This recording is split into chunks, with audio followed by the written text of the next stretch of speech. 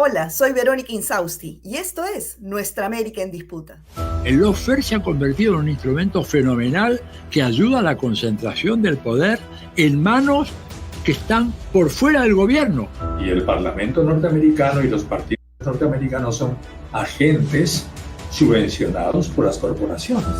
No es posible que un acreedor se apropie del sistema de justicia sobre crédito internacional. En este momento yo no veo posibilidad de que la crisis pueda ser superada por el propio Ejecutivo, menos aún por el Legislativo. Yo sí creo que hay que seguir construyendo de cara a la expectativa ciudadana y tomando muy en consideración que la gente está muy asustada. Tenemos que cambiar las condiciones de equilibrio en el mundo y para hacerlo tenemos que estar unidos. Nuestra América en Disputa, todos los jueves por las redes sociales de nuestraamerica.tv y Huayca. Aquí empieza Radio Trans, el primer podcast trans en el Perú. El primer podcast trans en el Perú. Busca este podcast en Spotify, Instagram, YouTube, Facebook o en tu red social favorita. Aquí empieza Radio Trans. La radio que te transforma. Ponlo en tus alertas.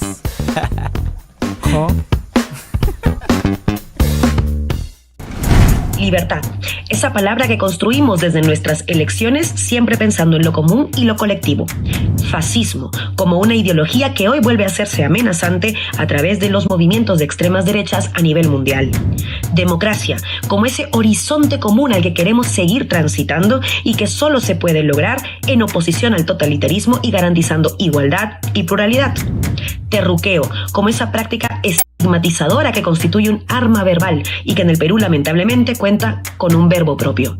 Constitución, como ese pacto social que nos identifica y nos define como país y que merece la pena, sobre todo en épocas de crisis, ser ampliado y renovado también colectivamente. Hemos llegado a la mitad de nuestra primera temporada en la batalla de las palabras y hemos tratado palabras fundamentales que nos definen como una comunidad de sentido. ¿Qué palabra te gustaría tratar a ti? Escriben en los comentarios para seguir librando en lo que queda de la primera temporada la batalla de las palabras.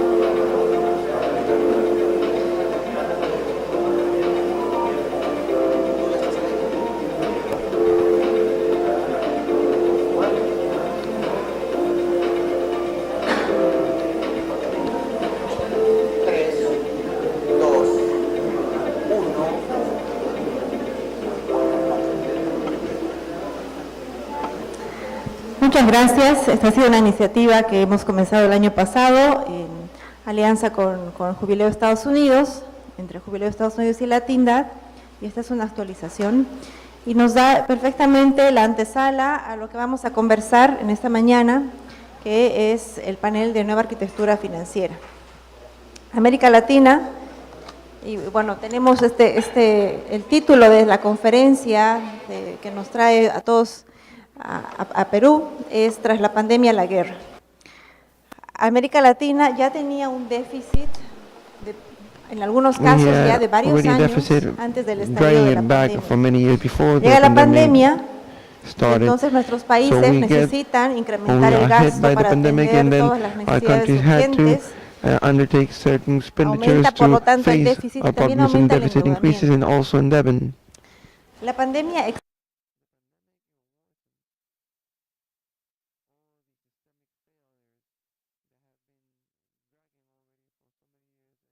global, como no habíamos tenido en 100 años, países como los de América Latina, que prácticamente son todos considerados países de ingreso medio, quedan excluidos de todas las iniciativas globales, todas las políticas globales de recuperación,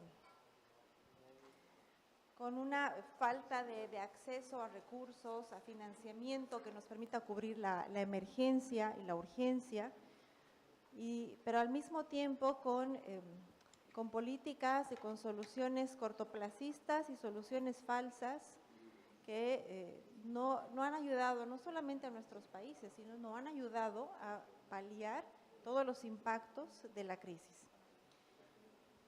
Con esta crisis múltiple,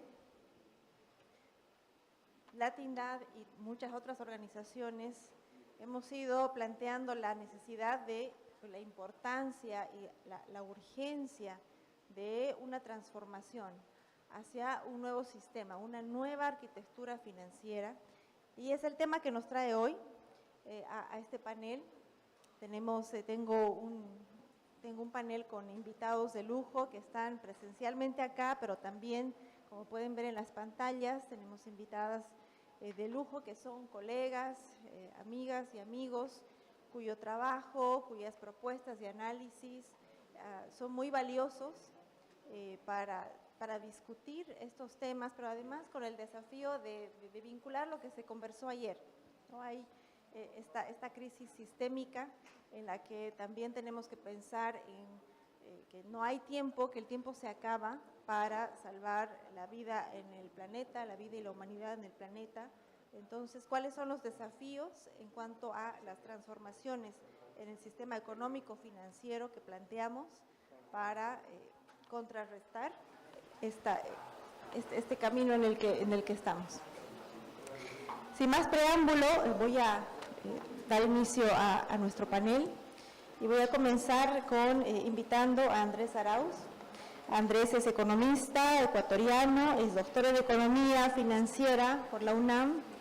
Andrés fue miembro del directorio del Banco del Sur, fue ministro de Conocimiento en Ecuador.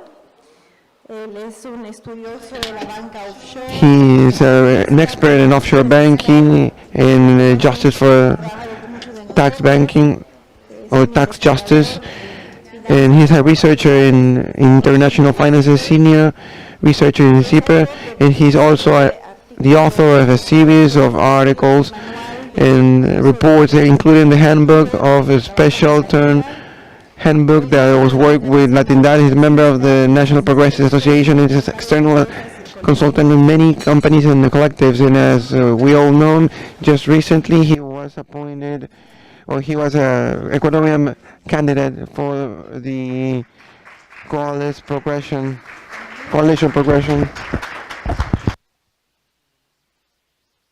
Okay, thank you, Andrés. You have 15 minutes and welcome. Thank you very much, Patricia. Thank you very much to Latindad for having me here, for organizing this conference in an important moment in the context of the region, in an important moment, historical moment where we're living harsh times, but there's still hope. We still have hope, and we'll talk about that. I'll go rather quick so I can cover several topics, so ask you to please make an effort into focus regarding content, because I will try to cover a lot in a short time so we can start. There's some points that I will cover and that we will move forward with. Well, the first thing that I want to talk about is a reflection from yesterday, the relation between human rights and these topics right here, financing, resources, etc.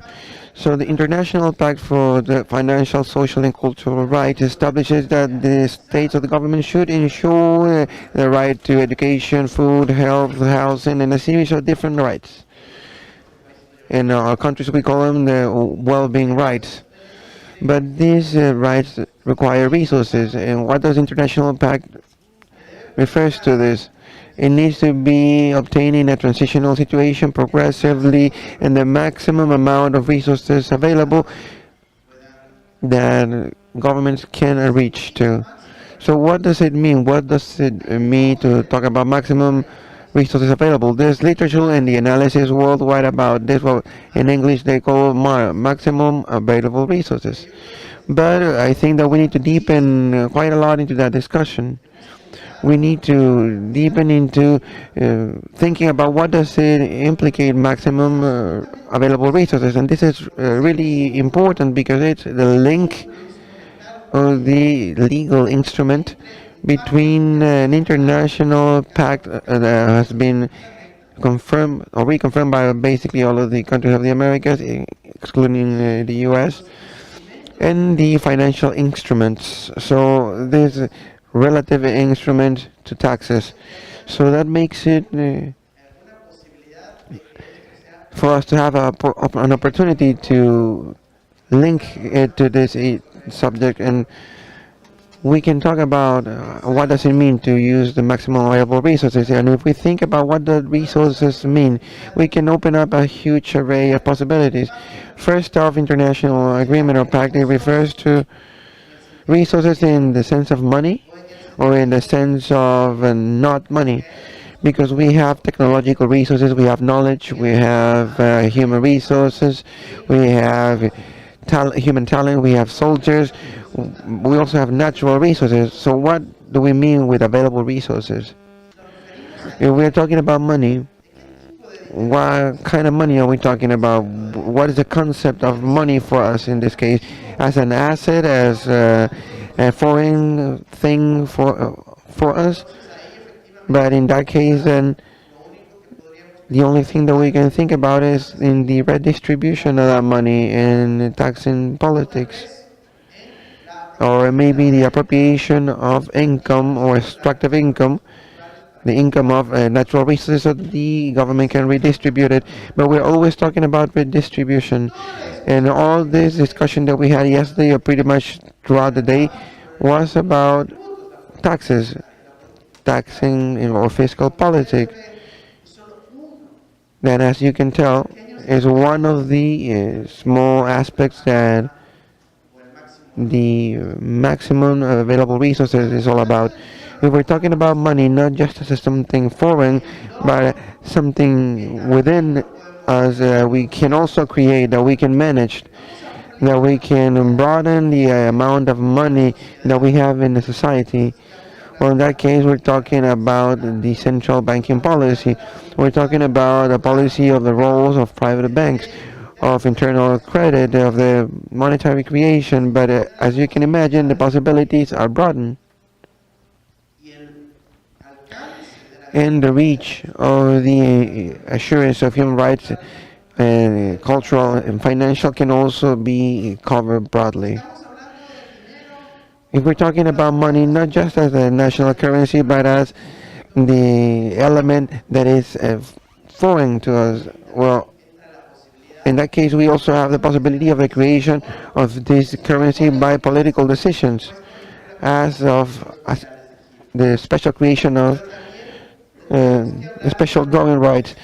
We can also talk about an active policy of the payment scale. But if we are disputing this, how can we generate more income so we can obtain more available resources, so we can establish a human rights policy established, and we can talk about exchange terms, so we can broaden the discussion to international insertion of our countries to the world system or whatnot.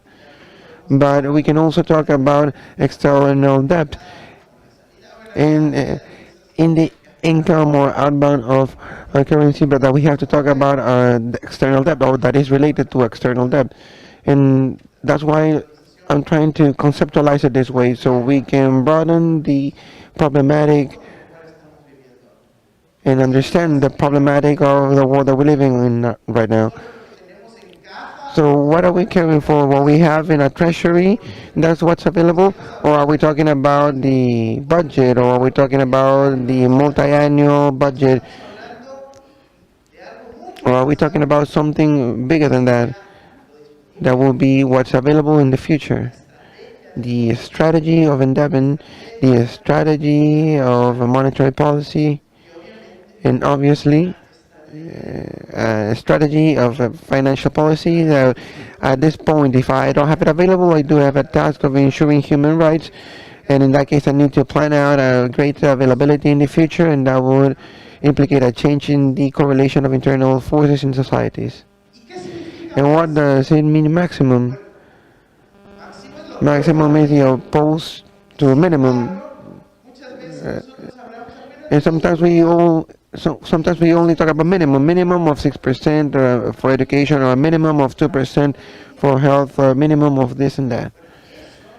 Well, that doesn't have any backup in the social, cultural, and financial rights pact, because that is a legal instrument that has the international validation with the a structure that we can demand off of the government, and it ensures also a warranty of needs. And how do we ensure needs?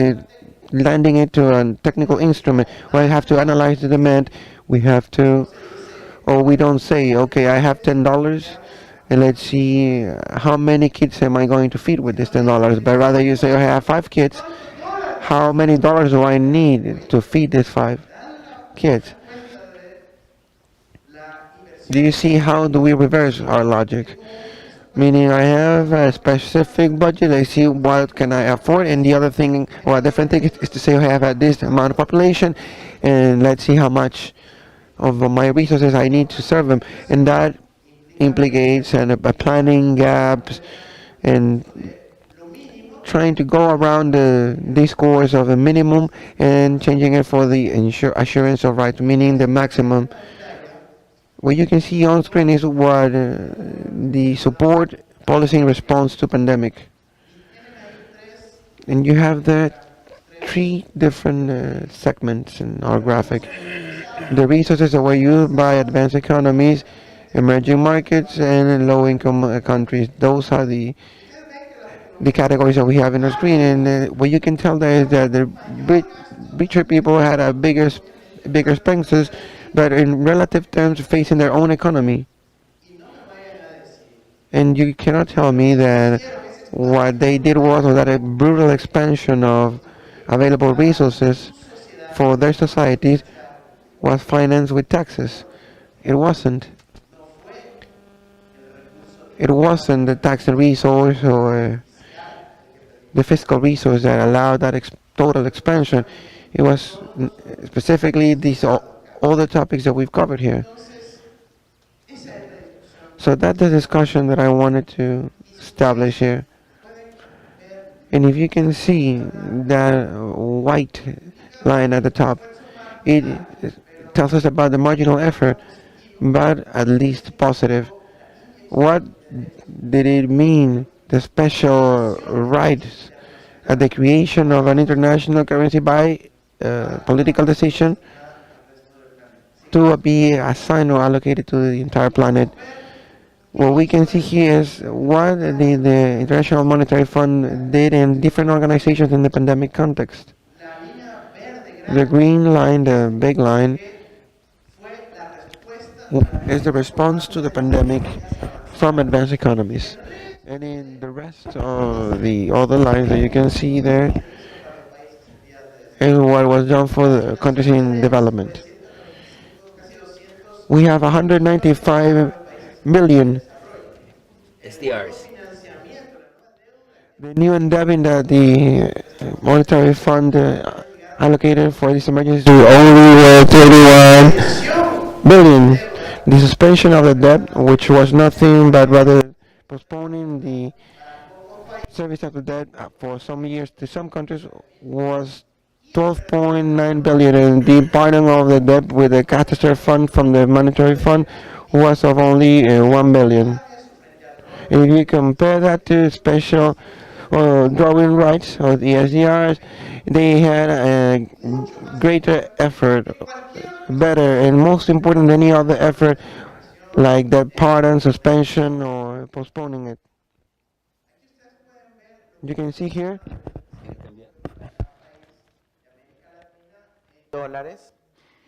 What you can see here is the special drawing rights allocation for Latin American countries, with the exception of Venezuela, where the IMF did not allow access to SDRs because they are not certain that President Guaidos or President Maduro are the effective presidents, and because they are not certain about that, they'd rather block Venezuela's account, and that deprived resources that would assure the economic, social, and cultural rights that we have been talking about. And I think that a pending task across the Americas is to end with that fiction, with that story, and to act jointly so that the special drawing rights are made available to all countries throughout the region.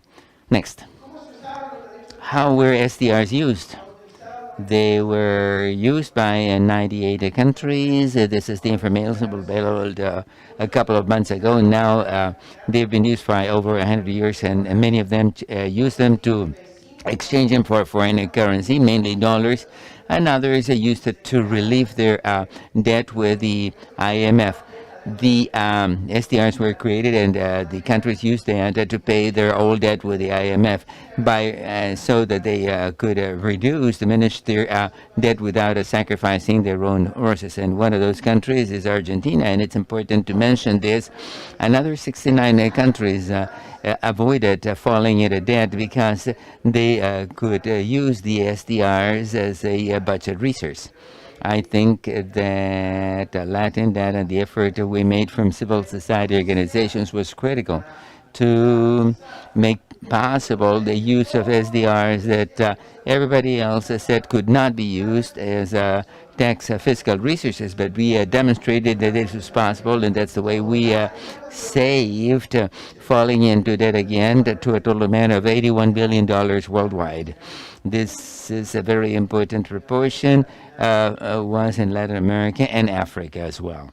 And an important thought in this regard is that if rich countries that also got special drawing rights, matter of fact, as most SDRs went to rich countries, if they donated just 26% of the SDRs that have been allocated to them, it'd be possible to pay the entire debt of all countries around the world with the IMF. Oh, and just 26% was the SDR, rich countries' SDRs allocation, and still they would have 74% of their SDRs. That's 143% more than they had a year ago when SDRs had not been issued. This is what is so absurd about this inequality that we're living in. Many will say that this is a pure rhetorical statement, but it makes visible that this is not a matter of resources or money, it's a matter of power. Let's go ahead. Why are SDRs important? Many here will forgive me because I don't think that developing countries should beg for the recycling of SDRs, and that we should be helped out of the charity by thinking of new debt schemes. What we are asking for is a global scale public policy so that a solution will be set up to create foreign currency reserves to alleviate the entire planet's condition, and a significant part of which would be flowing to Latin American countries. And let me talk about the Argentina example. We originally proposed that $3 billion, $3 trillion should be issued in SDRs, but only $450 billion were actually issued. But in the case of Argentina, just Argentina, because it's a critical country in the Latin American architecture, if that amount had been issued, most of the Argentinians' debt with the IMF would have been covered by that issuance, and not even mentioning that the impact that it had in other region countries. U.S. Congress last November debated a proposal by the Chamber of Representatives to approve, and they actually got $2 billion in SDRs, and out of which Argentina would be getting $14 billion. And of course, that will obviously require the Senate's approval, and that seems like a far reality. But there is no collective multilateral decided initiative to go that way. We have to underscore the importance of the new SDRs. If all the energy that is devoted to recycling, so that we eventually get minuscule amounts and larger debts, and if that were used in a new emission and a new issues, we would talk here and now about a different juncture and a structure, conditions, and a reform of the financial system. Another key component is the excess tax or the overcharges. In the Argentinian case, if the excess rates were suppressed, the due dates, the interest corresponding to that would drop from $13 billion to $3 billion, and that would mean a huge relief to a country, not just Argentina, but another 15 countries that are highly indebted to the IMF that are being charged these hidden commissions, like when the credit card charges you without you realizing it. The IMF does not want to publish this debt on a country-by-country basis because they are embarrassed. They are ashamed to make visible these hidden fees and commissions. And a very important thing that we still have to understand is that the capital drain is the counterpart of a foreign debt. And those are Argentina's figures. The blue bars show public government debt.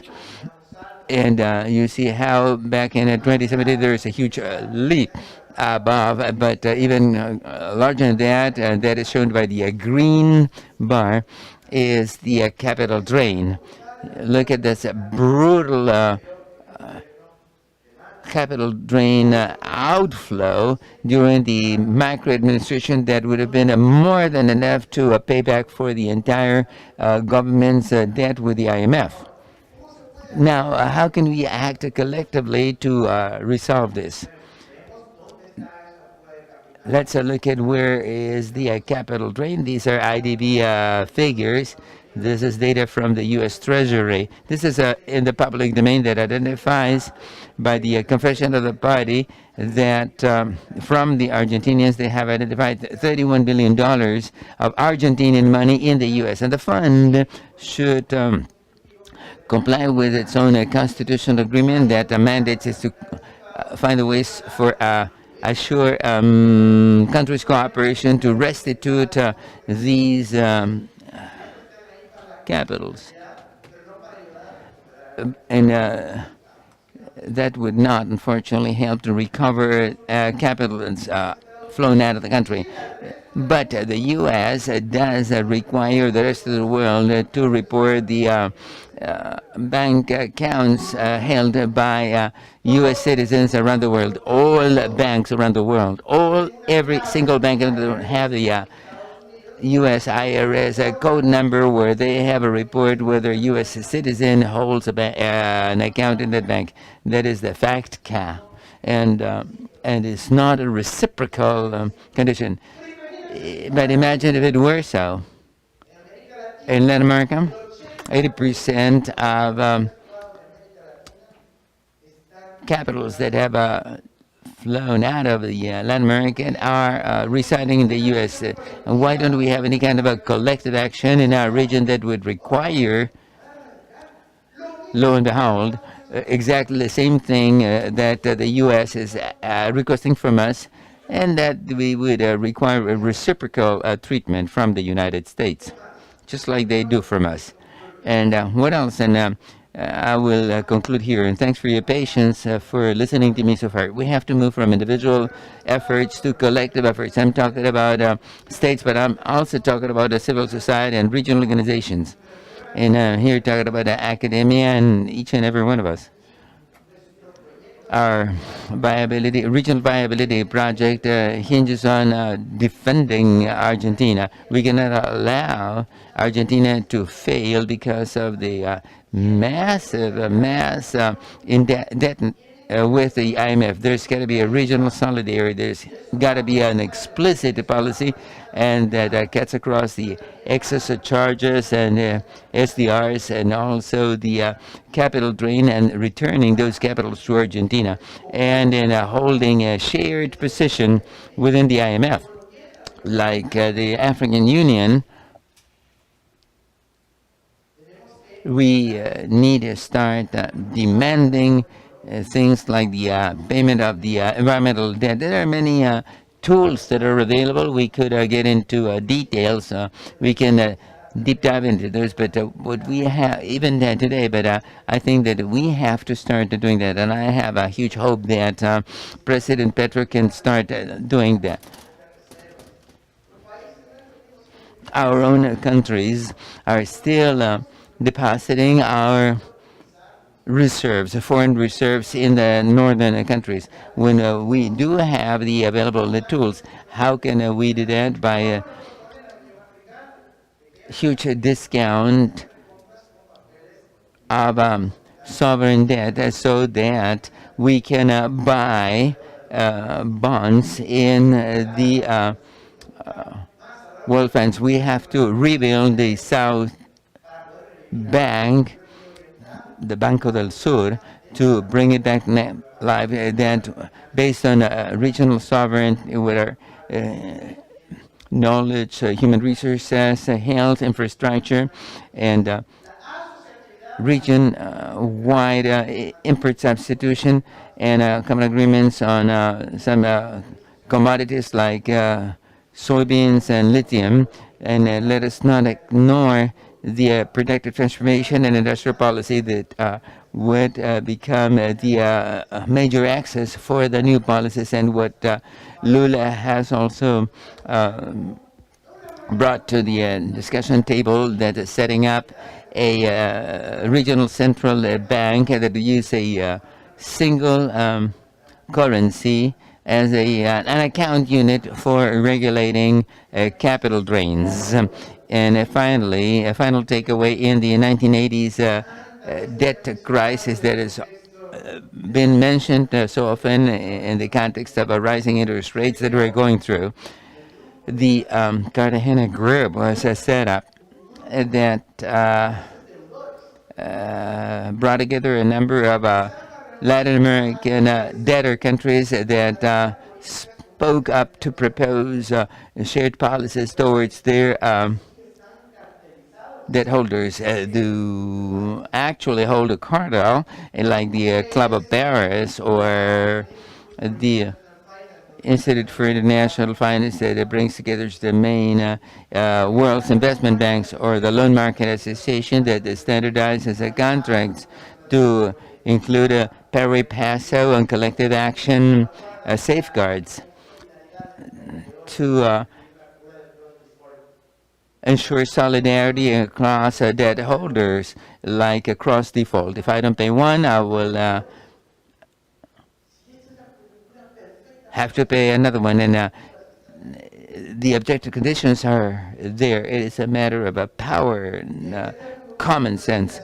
And there's this CIA classified document that you can find on the web, whereby back in the 1980s the CIA explained how to sabotage the Latin American Debtors Club. And if you find there some ideas that are similar to what we're going through right now in the region, then you will know where that comes from.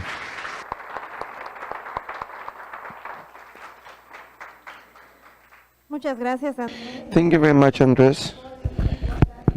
You explain how the new financial architecture should be, that we need and that we're looking for.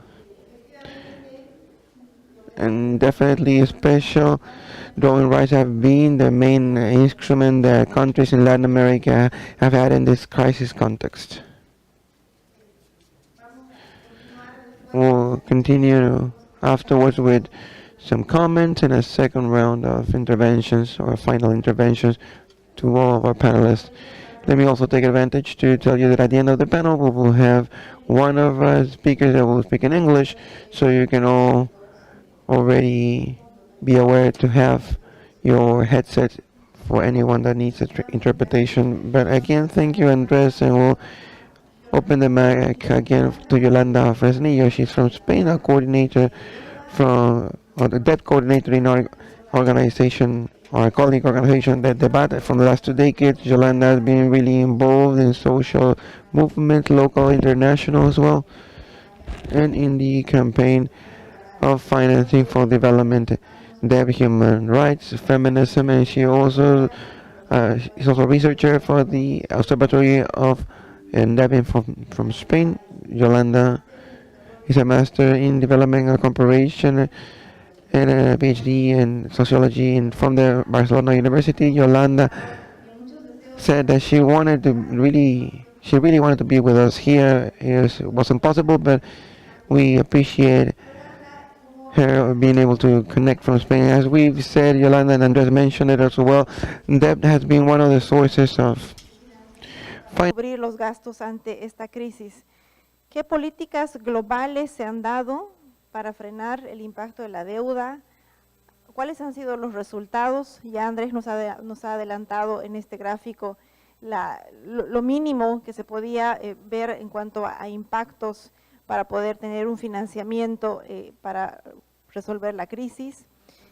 Y sobre todo hay un movimiento global de organizaciones. We have a global movement of organizations of civil societies that work against that debt. So what are these initiatives, Yolanda? What is civil society doing in the world? And especially facing this risk and a trend of increase of debt in all the countries, but also the risk of the increase of the interest rate forecasted till the end of the year that will have an impact in all of our countries. Yolanda, thank you very much, and please go ahead. Thank you very much, Patricia. I hope that you all can hear me. Thank you very much for having me here. I really wanted to be there in person, but sadly the dates didn't allow it so. So I'm really sad not being able to be there with all of you.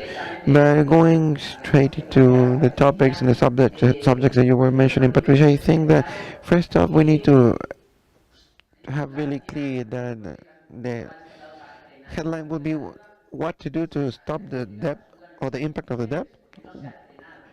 Well, our policies have been insufficient because we haven't stopped the greater indebting with international financial entities, and even though they're not declaring a crisis situation or because the indebting problems don't have a systemic impact in those international markets, but it's evident that people from the global south know that there's a crisis, and that crisis is related to indebting and the priority of the payment of the debt in this scenario with inflation and financial instability is already generating cut downs, instability, and the incapability of countries to face these basic expenses to ensure human rights. As Andrés mentioned, we have two parts of it. We have the expenses side of it, where we would have financial expenses and the payment of the debt, and the part of the resources. What resources do we have available and do we have access to ensure these human rights? But in this case, we don't have access to these resources. One of the Eurodad members in Justice in United Kingdom was making some calculations just recently, and the most indebted countries are spending less in public services or essential public services this year and the upcoming than in 2019, before the outburst of COVID, or the outbreak of COVID. And we need to have that clear, that debt is already generating that crisis of rights, and not just in the southern countries. And that open space to political instability, to social protests that we've seen in Sri Lanka, in Ghana, in Sierra Leone, in Ecuador, and many other countries in Latin America. And we know that without a response based on human rights to this and problems of debt, many countries will be trapped in this vicious circle of increasing debt and fiscal adjustment, which is counterproductive from the financial point of view and social uncomfort.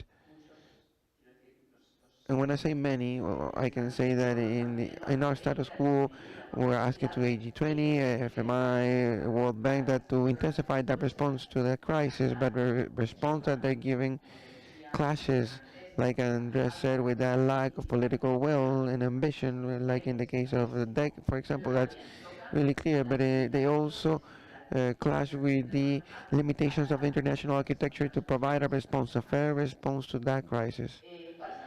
So what the concrete responses have been, Andrés also mentioned that in April 2020, G20 announces an initiative that they call suspension of debt service, DSSI in English, and it's actually a temporary suspension for payments of bilateral debt, which means it's only to a different government, not private debt, not to private creditors or holders or multilateral holders, where they were only to access 70 countries, actually 73, and of those 43 requested that suspension of temporary payment for debt, 43. And at the end, less than 30 million in debt was the solution, which is almost a scarce part of the financial cost that should have been solved after this crisis. The initiative finalized in December of last year, and now those debts need to go back, need to be reimbursed. This is a temporary solution, meaning it's not a cancellation of debt. So with the evidence that the SSI was not enough and the countries had difficulties with debt payments, especially mid-range rent countries, especially like Latin America, where in many cases the crisis wasn't just a lack of liquidity, but also sustainability of debt. And in 2020 was approved what we call the common framework for the treatment of debt. In English they call it as common health post. This new framework is not new. It's in a way it's taken in the specs of the restoring of the debt structure that's being made out of bilateral holders, as Andrés mentioned, from the Paris Club, and adding China and new holders like India and Saudi Arabia, and then putting a name to it, because actually there's no institutionalization of that same process of debt restructuration, and there's no defined treatment of this common framework for the treatment of debt. There's no time frame, there's no regulation, there's no an operational process that in a way will rule democratically that new framework. Private holders are not mandated or obliged to participate. Multilateral debt does not participate, and it still keeps the SSSI original sense, which affects countries mid-range rent, which are those that have the biggest problems with indebting, and in this case Sri Lanka recently, but also we have countries in the Latin American region or in the Caribbean that are excluded off of this framework, like in the case of Suriname. And actually there's not much difference between the restructuring process that countries are doing that are outside of this framework to those that are inside of this framework. But some of them are proposing a way to improve this common framework, to incorporate a temporary suspension of payments also within the common framework, to have a better defined process and time frame. But in the background there's insufficient improvements. It's just another mechanism created by holders to or for the interest of the holders. Like Andrés said, to have a resolution for this indebting problems that's a bit more organized. And with a lot of improvement, in this case would be the adding up of China and India that are not going to be added up to the Paris group, but they inherit this way of functioning from the Charter of Holders. And Andrés explained how the allocation of resources and the special drawing rights can avoid indebting or help out to pay debt in a difficult time. But what happens when a country finds themselves with high levels of indebting and difficulties to face that payment?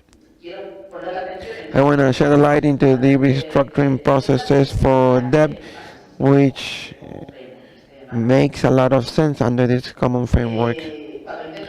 When I try to explain to somebody that that doesn't work and that's not related to these processes, for example, to follow up on this debt processes or international finances or in development, what surprises us the most is how chaotic the restructuring processes are in countries, and probably some of our colleagues on the panel know better than myself that countries have to negotiate a debt coming to the restructuring process where they have to negotiate with different sides and bilateral holders, with private, with International Monetary Fund. So they have to go after rounds and rounds of consultation with all of the sides. It's a lengthy process where there's no rules, so to speak, or guidelines, and at the end, the result depends on how much money do you have to spend in a good law firm. So it's a process, as I said, lengthy, expensive, and can last years. Suriname, for example, started the restructuring process in November 2020. In June of this year, they just got to an agreement with the holders of the Paris Agreement, and last week we just had the news that the private holders weren't accepting the terms of the debt structure because they wanted to have access to future resources of Suriname in the oil exploitation. Indefinite, it's a jungle rule basically, and they have the skillet by the hold or by the handle, as we say. So we need to figure out how we are planning out this sovereign restructuring, and there's no possibilities for a country to restructure his whole debt in one only table, meaning to sit down with all its holders. There's no type of coordination like that among this type of debt, and there's no turn point that can ensure that this restructuring will be adjusted or will adjust also from the point of view of human rights and even of the planet. So in that sense, the deficiencies of this regime have intensified in these last few years because sovereign debt has changed new bilateral holders such as China, or the increasing use of bonds, or the increased use of clauses, and that restructuring will depend on what type of clauses or caps do you have on your bonds, or what is such contingent you have with your bonds, and particularly the threat of aggressive legal processes through vulture funds, as you know, in Argentina or recently in Sri Lanka, just to name two examples.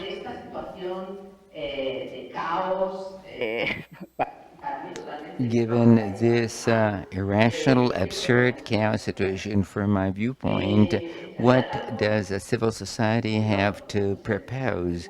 I think something that is very common sense, a framework that is based on rules, that is transparent, that is binding, multilateral for all the parties, that will be decided not just by a few in G20, but for all countries, perhaps under the aegis of the United Nations, and not in scenarios that are dominated by the debt holders, that would address the issue of unsustainable debt and its illegitimacy, and that would entail a reform of the international financial structure to assure a number of issues, like, for instance, that it should be an independent debtors and lenders organization that would be the arbiter and that there will be a process for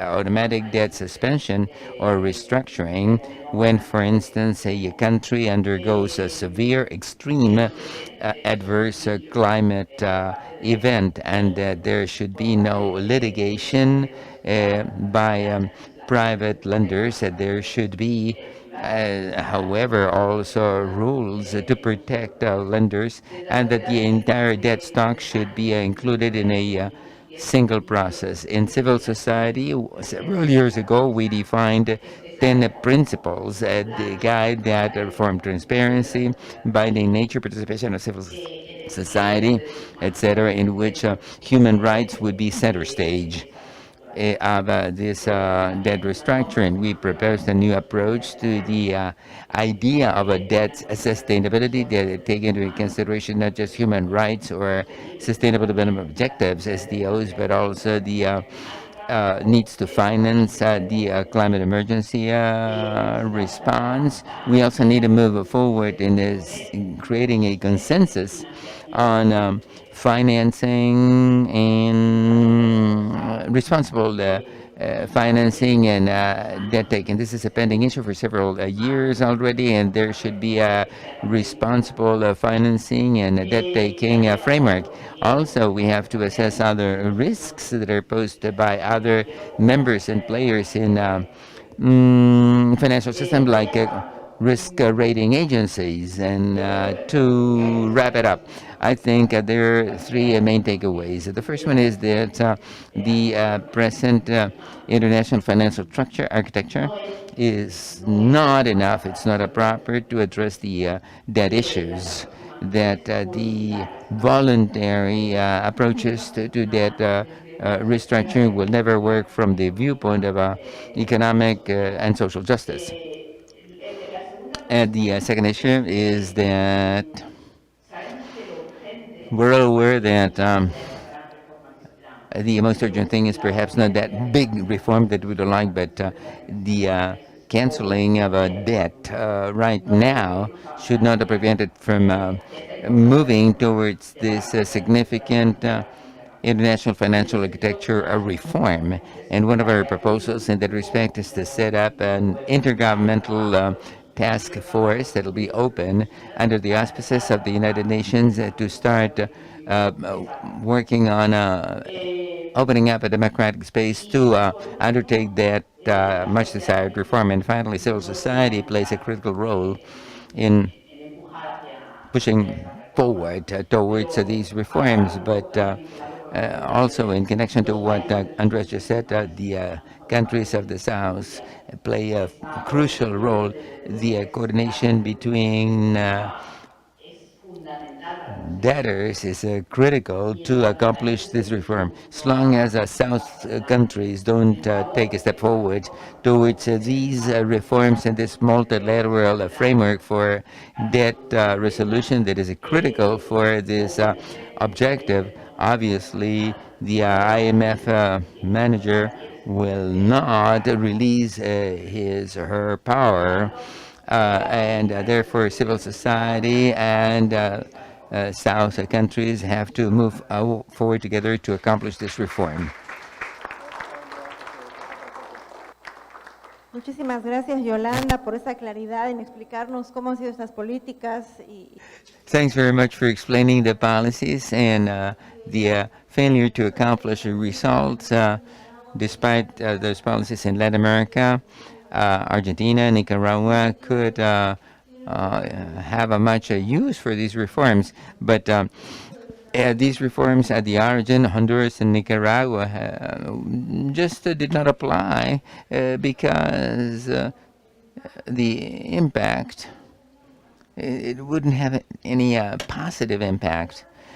Yolanda also talked to us about the existing debt system and how unfair it is, where the lenders always win and the debtors always lose. And Yolanda also mentioned the importance of private lenders. Our next panelist will be sharing with us will put a greater emphasis on the experience, the Puerto Rican experience from the standpoint of, in regards of private lenders, what is the Puerto Rican response to that, and most of the debt that are issued in Latin America are done so under the the jurisdiction of the New York jurisdiction. You will remember what happened with the Argentinian bonds a few years ago, and there is this proposal in the New York jurisdiction that in future negotiations, to address the jurisdictional issue. I'm going to invite Reverend Heriberto Martinez. Thanks very much for joining us. He is from Puerto Rico. He's a sociologist and economist with a State University of New Jersey, and he is a member of the board of Jubileo US. That's a Latin allied organization that we have worked together, just like with Eurodad. Reverend, over to you, please. Thank you. Thanks, everybody. It's really an honor for me to share with you. And I come on behalf of the Jubilee USA, and in any given case, I'm just coming last minute because the executive director, Eric Lecon, had to come here, but he had a family situation that didn't allow him to come here, and since I'm the only Hispanic member in the board, and he was down south, he asked me to step in for him, so I had to make a big effort to be here, but it is an honor. So on behalf of Eric Lecon, we would like to thank Latindad, the Latin American Network for Financial and Social Justice, for this extraordinary event of reflection after the pandemic, the war. So I think we are in the middle of the war in a financial context worldwide. And at the same time, it's a huge honor for me to be participating here in this panel about financial infrastructure in Latin America and the worldwide crisis. In this panel, we have a huge opportunity to point out the urgency of the necessary legislation at the local and international level for the creation of a financial transparent and fair model across this management of the public debt that will benefit holistically, and I say holistically because I'm religious, in its total amount to the countries that are facing this pandemic or this painful financial reality. And to be able to manage this and to talk about this reality, I need to talk about Puerto Rico's reality, because Puerto Rico is still in the negotiation of the debt that the Puerto Rico government has with these vulture funds and with different financial institutions worldwide. And from there we will start to talk about the measures that we're taking with the U.S. government so we can establish a law that can restructure our debt at the sustainable payments level so we can overcome the financial crisis and make it feasible to have a financial or economic development project.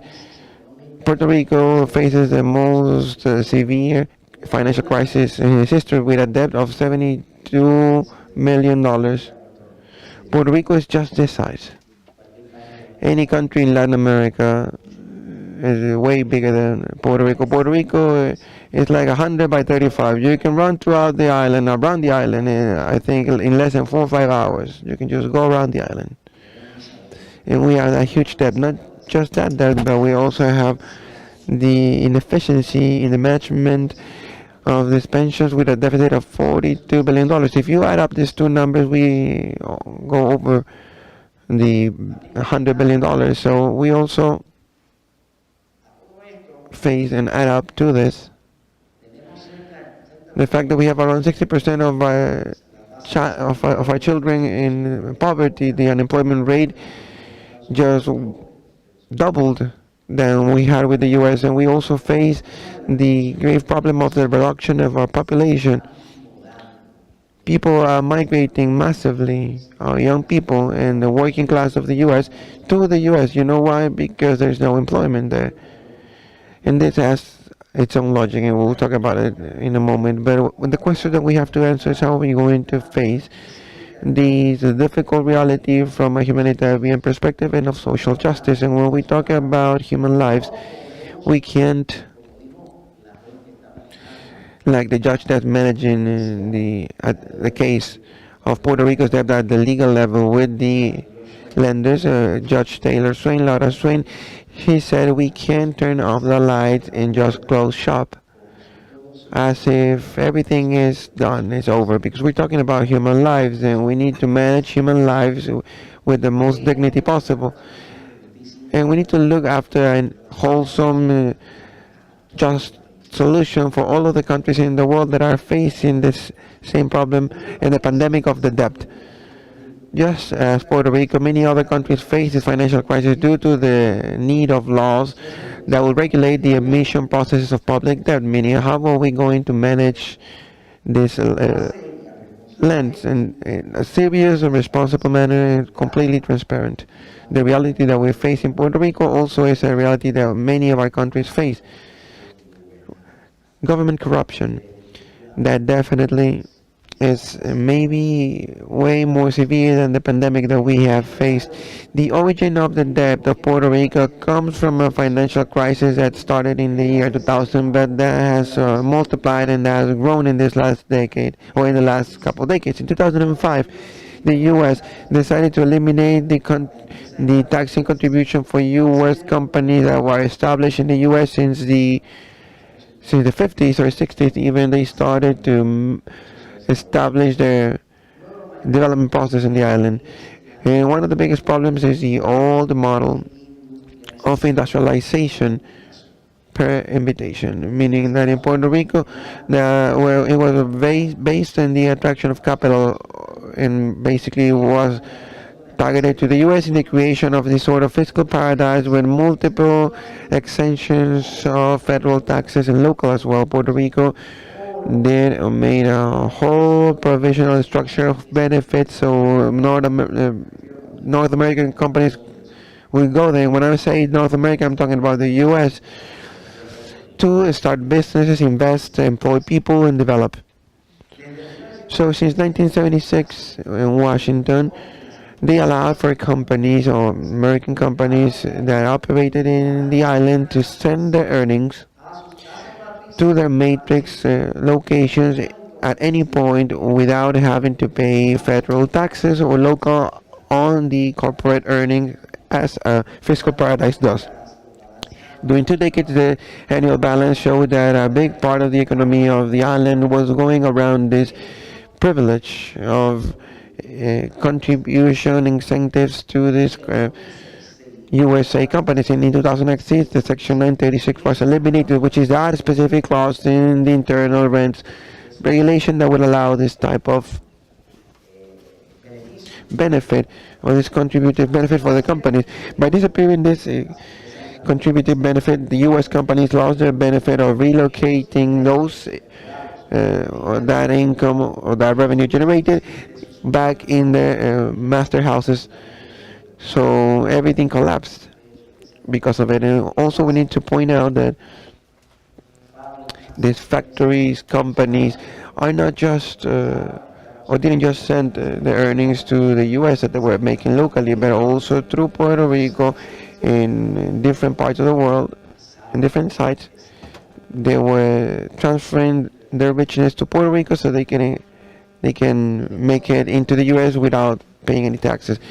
So all of a sudden, the economy of Puerto Rico collapsed. The employed people's number decreased quite a lot, and the manufacturing market reduced 38%, causing a catastrophic reduction in the GDP of Puerto Rico. The financial recession started immediately. Companies from the U.S. started to reduce their commercial operation in the island, and they started leaving. They started closing down factories in Puerto Rico, and all of this labor force just was left there in limbo, as we call it.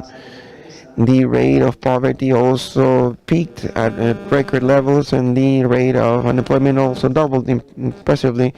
what also helped the collapse of the finances or the financial structuring in Puerto Rico was because of the banking system, and what we discovered was through the financial or the banking system, and that provoked the closing down of important banks in the U.S. and Puerto Rico.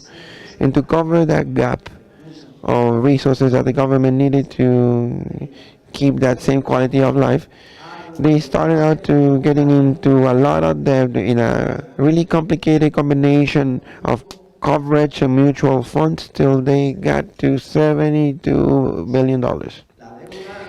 The debt didn't stop growing, but in 2015, Puerto Rico's governor, facing his own incapacity as a governor and facing the people to pay the debt, he declared the public debt unpayable, or what he called the free state of Puerto Rico, meaning the colony in the land of Puerto Rico. Since 2016, the island started to non-comply with the payment of their debt, and by being territory of the U.S., I don't know if that gives us or benefits us or actually harms us. That's something that we've also struggled with, and we've fought all of our life for Puerto Rico to assume the responsibility of directing itself, to managing itself. Thank you.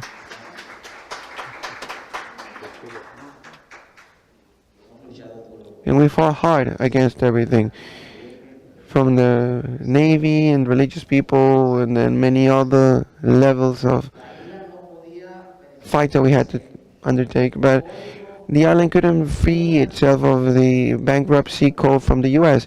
And even up to 1984, we had that benefit. But due to the tantrum of a U.S. senator, they decided to eliminate all of our laws, and the federal government the opportunity for Puerto Rico, in case they had any sort of bankruptcy, to subject itself to a restructuring mechanism of that was ensured by law, actually. But that same mechanism that was allocated to Detroit, or Detroit's history in the U.S. in June 2016, facing that harsh crisis reality, the government of the U.S. needed to do something, right? So we were talking about part of their territory, and they had to look after a mechanism that would allow them to take them out of the crisis, because the impact was greater in municipal bonds there in the empire. So that year, President Barack Obama signed a law on June 30th, 2016 called Promise. That's what they named that law, the Promise, the bill, the Promise Bill. In that bill, and it's important to mention the work, and I'm sorry that I use Jubileo of USA, and through their board and their working team, and Eric Lecon was fundamental across their whole process of looking after a solution, a legal solution to restructure the debt through Jubilee USA, the religious sector. And we're talking about the bishop and representation, the archbishop in representation of our country. And through him, we had the opportunity of coming to Congress and speaking with important senators and representatives, and also get to the White House, because it was imminent for Puerto Rico to have their own processing mechanism to restructure that. So I need to thank completely that work that was really intense that Jubilee USA made to be able to connect and try to fix this for any type of mechanism to be approved to restructure debt. Originally, that mechanism was just an area of restructuring, but as in the U.S. they have a party, the Republican Party, which is really conservative, they didn't accept the proposal, and the only way that they would accept it, that restructuring, it would be to appoint a board of fiscal supervision that oversees management board.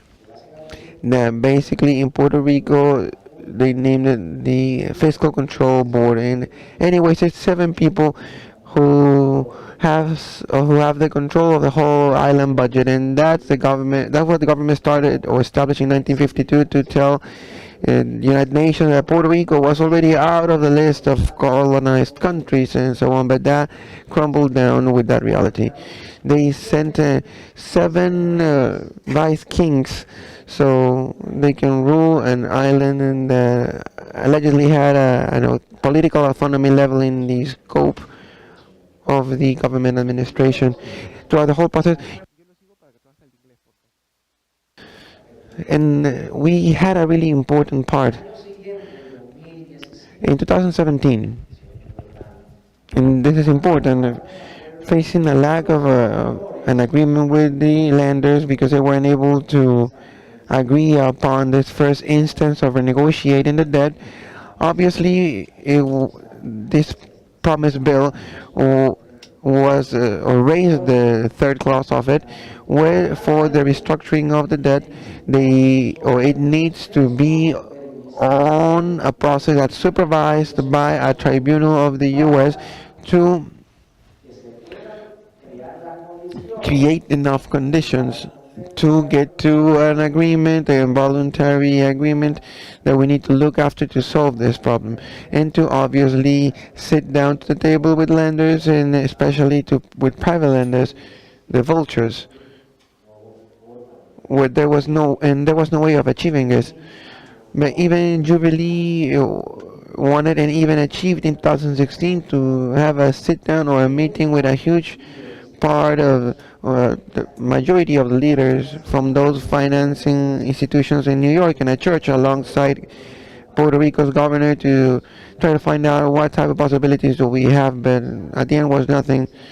But that experience by itself was important and interesting because for the first time the Puerto Rico government was sitting down with vulture funds in that same table, and all under the same framework of the effort of the religious organizations that played a part. So what happened further on in 2017? You have to know that we had 2 hurricanes, Hurricane Maria and Irma. Hurricane Maria devastated the island, the destruction of the public structure and the loss of property. That means that my time is almost done, but we'll carry on.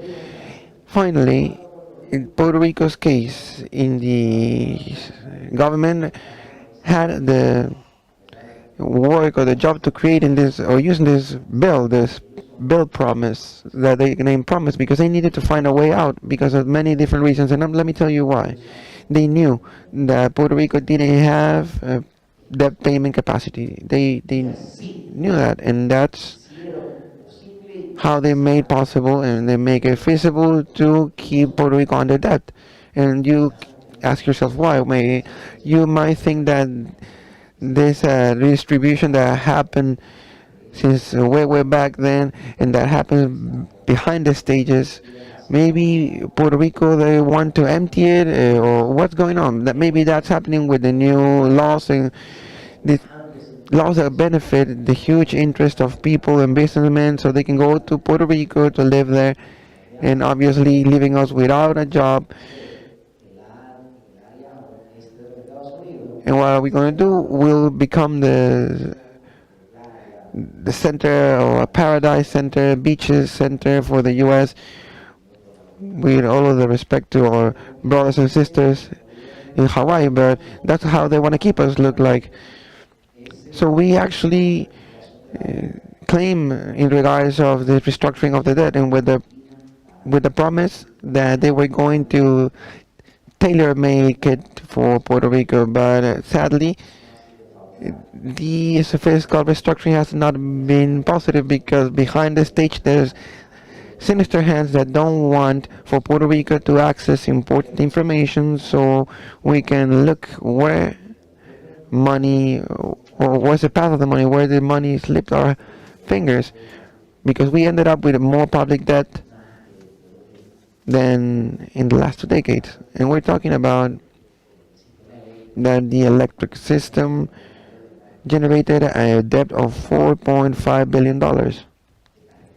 Highways, we don't know what happened with that money.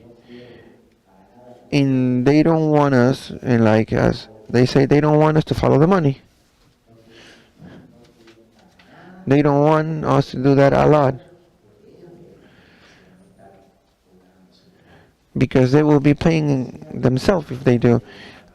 What our colleague and Sister Patricia said, in New York, something quite interesting is happening, and we need to respond to that, even in little steps.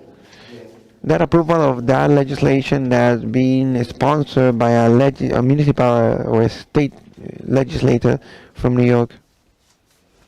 Let me look after that here. Fanny Huffy. The legislature establishes or says that we have to create a mechanism, because New York is headquarters, right? And it manages over 50% of the debt of private institutions. Meaning all of the, to be exact, 52%, but anybody that has any type of difference needs to go through New York, through the regulations and legislation of New York, so they can resolve any type of conflict that they might have among them. And what this legislation or the bill says, well, it establishes that the majority of the public funds, particularly from G20, which agree, obviously, previously or after an evaluation about what the lowest level that we can actually reduce a debt of any country. They have the private funds. They have to accept to put on above it the accord of the G20 countries, because at this point that has happened and private funds don't want that at all. They don't want to take that accord or go through that accord, as we've heard before. So in this, or after the first year of the pandemic, Puerto Rico went through many things, but this legislation in real terms is kind of shy, but it opens the floor for new strategies to be developed, new initiatives that will allow us to build upon legal structures that will ensure transparency and especially the proper management for when a country needs the debt and what are the levels of it. And obviously all of this is given if we get together, and it's important to fight as civil society to demand strongly with a loud voice that we need to establish new ways of relating each other in this type of initiatives. And of course Puerto Rico requested something quite important, and that is that if we unite, we can pull governance forward. Puerto Rico pulled forward without any war and without any greater violence our governor from the presidential house that they called the fortress. So it's important to insist with civil society participation in all discussion and roundtables, and we again congratulate Latinidad for this extraordinary effort. Thank you very much for your effort, and bless you all. Thank you very much, Roberto. And in fact, this law is or would be a contribution, a significant contribution, if it's ever approved, because it's a one step forward in putting together the pieces of this puzzle to build the new financial architecture so that our bonds, solid bonds, cannot be put under the New York jurisdiction. All that we have heard in this conference, not just today but also yesterday, include a number of elements of all the development financing sources, and simultaneously with this development financing sources, there are all the Sustainable Development Objectives agenda. That's the 2030 agenda. That's a very ambitious agenda. Many are working on the elements of this agenda, but the finance, the accomplishment of these objectives is not so ambitious, nor is there the sufficient political will to provide financing. Having said this, I would like to invite our next guest. That's Mr. Esteban Pérez. He comes from Chile. He is the coordinator of the Cepal ECLAC Development Financing Unit. He is an economics PhD from the New School for Social Research in New York City. And Esteban, we would like you to share with us, and it led in that we have always followed the analysis and proposals that are made by ECLAC. And I would like you to share, what does ECLAC propose? What are the key issues that we should take into account from a regional perspective for the development financing agenda would effectively contribute to accomplish the 2030 agenda for Latin America? Over to you, Esteban, for your comments.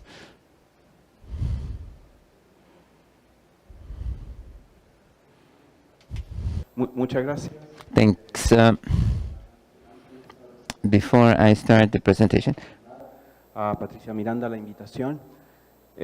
Thank Latindad for the invitation on behalf of ECLAC and personally. I would like to start with slide number 7, if possible. Very well. What you see there is the financing agenda for innovative financing that is proposed by ECLAC. This is an agenda that we've been working on for a couple of years already. These are proposals, basically they have to do liquidity, redistribution of liquidity, and it has to do with regional cooperation and debt issues. Those are items 3 and 4 in integrating liquidity measures and debt reduction in our recovery strategy. And as Patricia said, to determine how development financing can respond to the region's social and economic requirements and obviously also sustainable development objectives. What I'm going to try and do is share with you some ideas about the critical items in this agenda rather than provide you with the entire list. I'm going to be talking about special drawing rights. I'm going to talk about multilateral funds, multilateral banking, debt, and the external context where we are all living in now that I think is extremely restrictive but critical.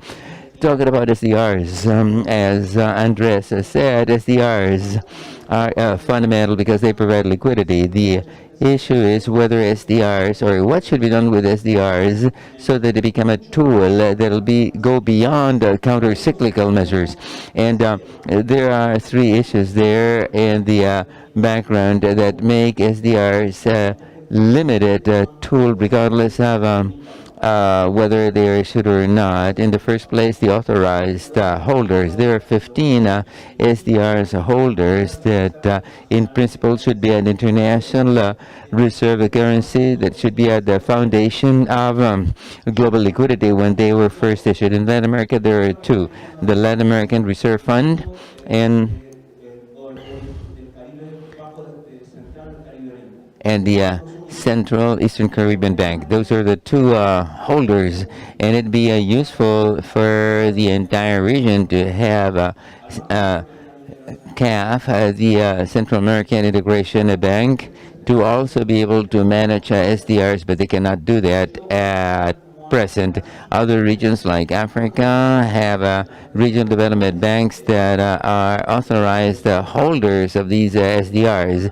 The second issue is that SDRs are obviously a flexible, versatile tool. The last issue allowed to be used for fiscal issues, even for development countries. That's always been so in the case of the U.S. because in the U.S. SDRs go to a treasury account, they issue a bond, and the corresponding dollars are therefore distributed in the U.S. That's always been so, but this is a tool that is used only for paying government debt. But matter of fact is that a large amount of that debt in the economies is a private debt. The private debt cannot be engaged in these kinds of transactions. Likewise, if an authorized institution to hold SDRs within the IMF issues a bond, they may do so, but that's a bond that can also be transacted in the official sector.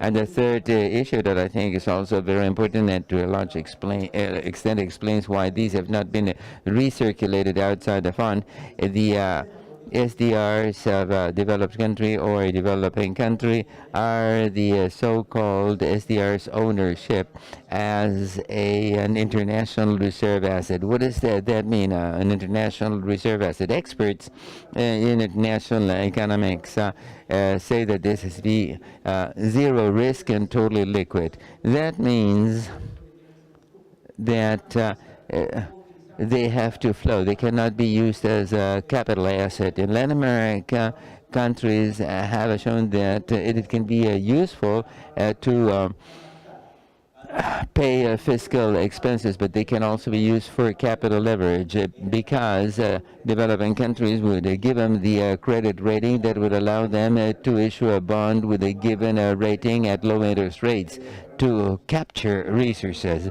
The only example in this liquidity and illiquidity respect is includes the agreements that countries enter into with the Fund for Growth and Poverty Reduction, and effectively that is an instance where SDRs are recirculated. However, they require an agreement that's called an in-cash regime that holds that a country like the U.S. or a country like France may require that the SDRs are accredited back to their central bank if they get into balance of payment trouble. And we know that is not possible because the countries that issue international reserves do not have a balance of payment issues that they have to address.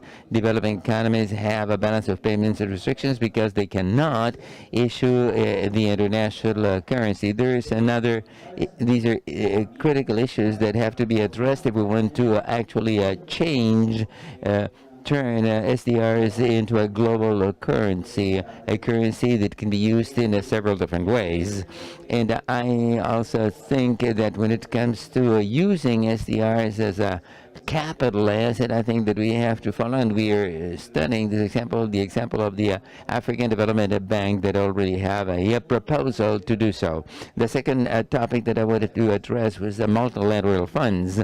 Since the pandemic, we have issued a couple of proposals for Latin America. The Latin America Caribbean Resilience Fund that's still alive, and the fund to alleviate the COVID economy in Costa Rica that unfortunately never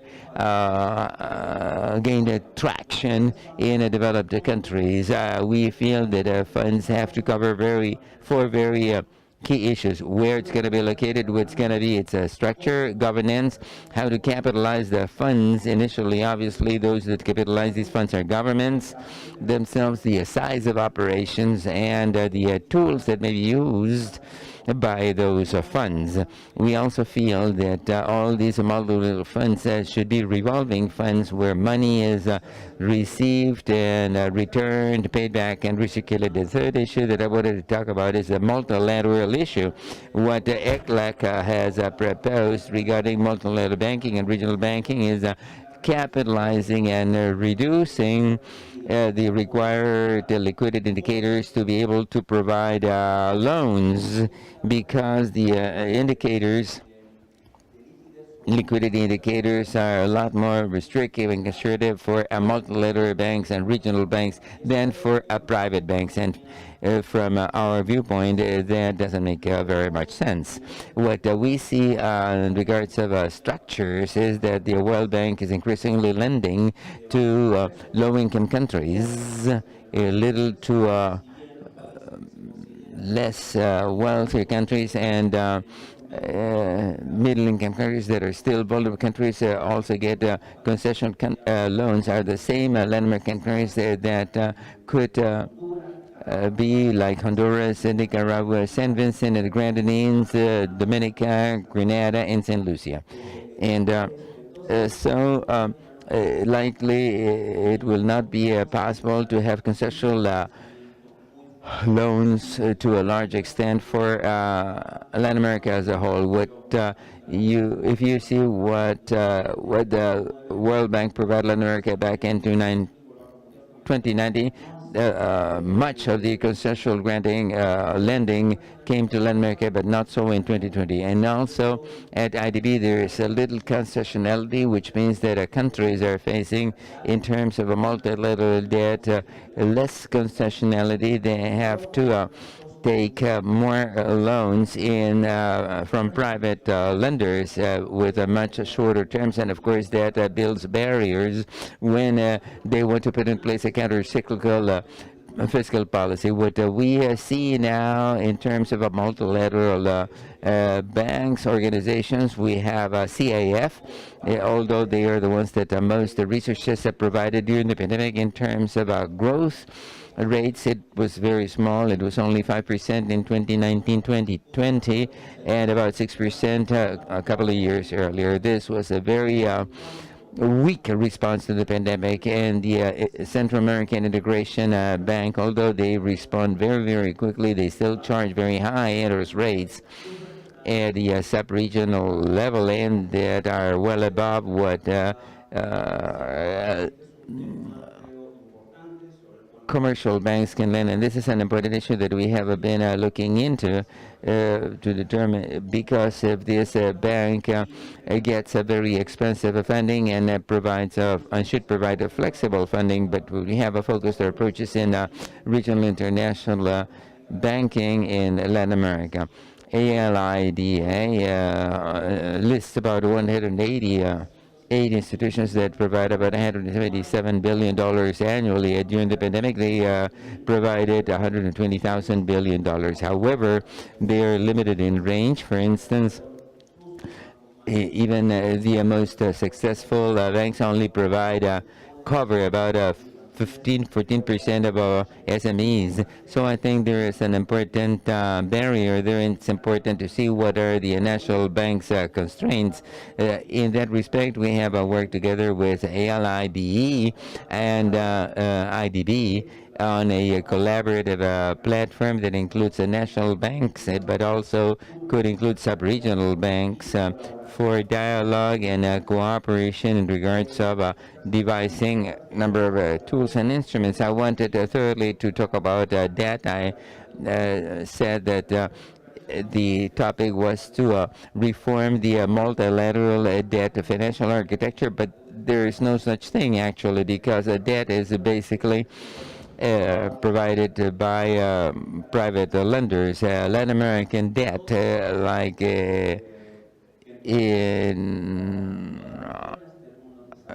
elsewhere around the world, face structural factors. This debt we've been dragging this debt since 2017, and the pandemic only increased the debt. When you look at GDPs, it's a strong fall that basically explains why this debt has increased so much recently, but this is an issue that we have been dragging on for quite a long time before that, and I think this is part of the international crisis, and you can see this industrialized fact. The debt trends and the growth rates of debt in all regions around the world, the developing world, without exception. However, when we're talking about debt, we're also talking about government debt. And in my view, that's a mistake, because the business sector is also, private sector is also into much debt. And if you think of the nationality, not the residence, but the nationality, we are modernized a little bit, and companies that are like Brazilian nationality but operate in their country, their government, their debt is much higher than government debt, and that's an issue because this has a certain characteristics like currency mismatch and lower investment rates. In the second slide, no, 4, sorry. This shows the higher Latin American debt. Since the 2000 debt, it's been growing for any kind of indicators, foreign debt, government debt, whatever.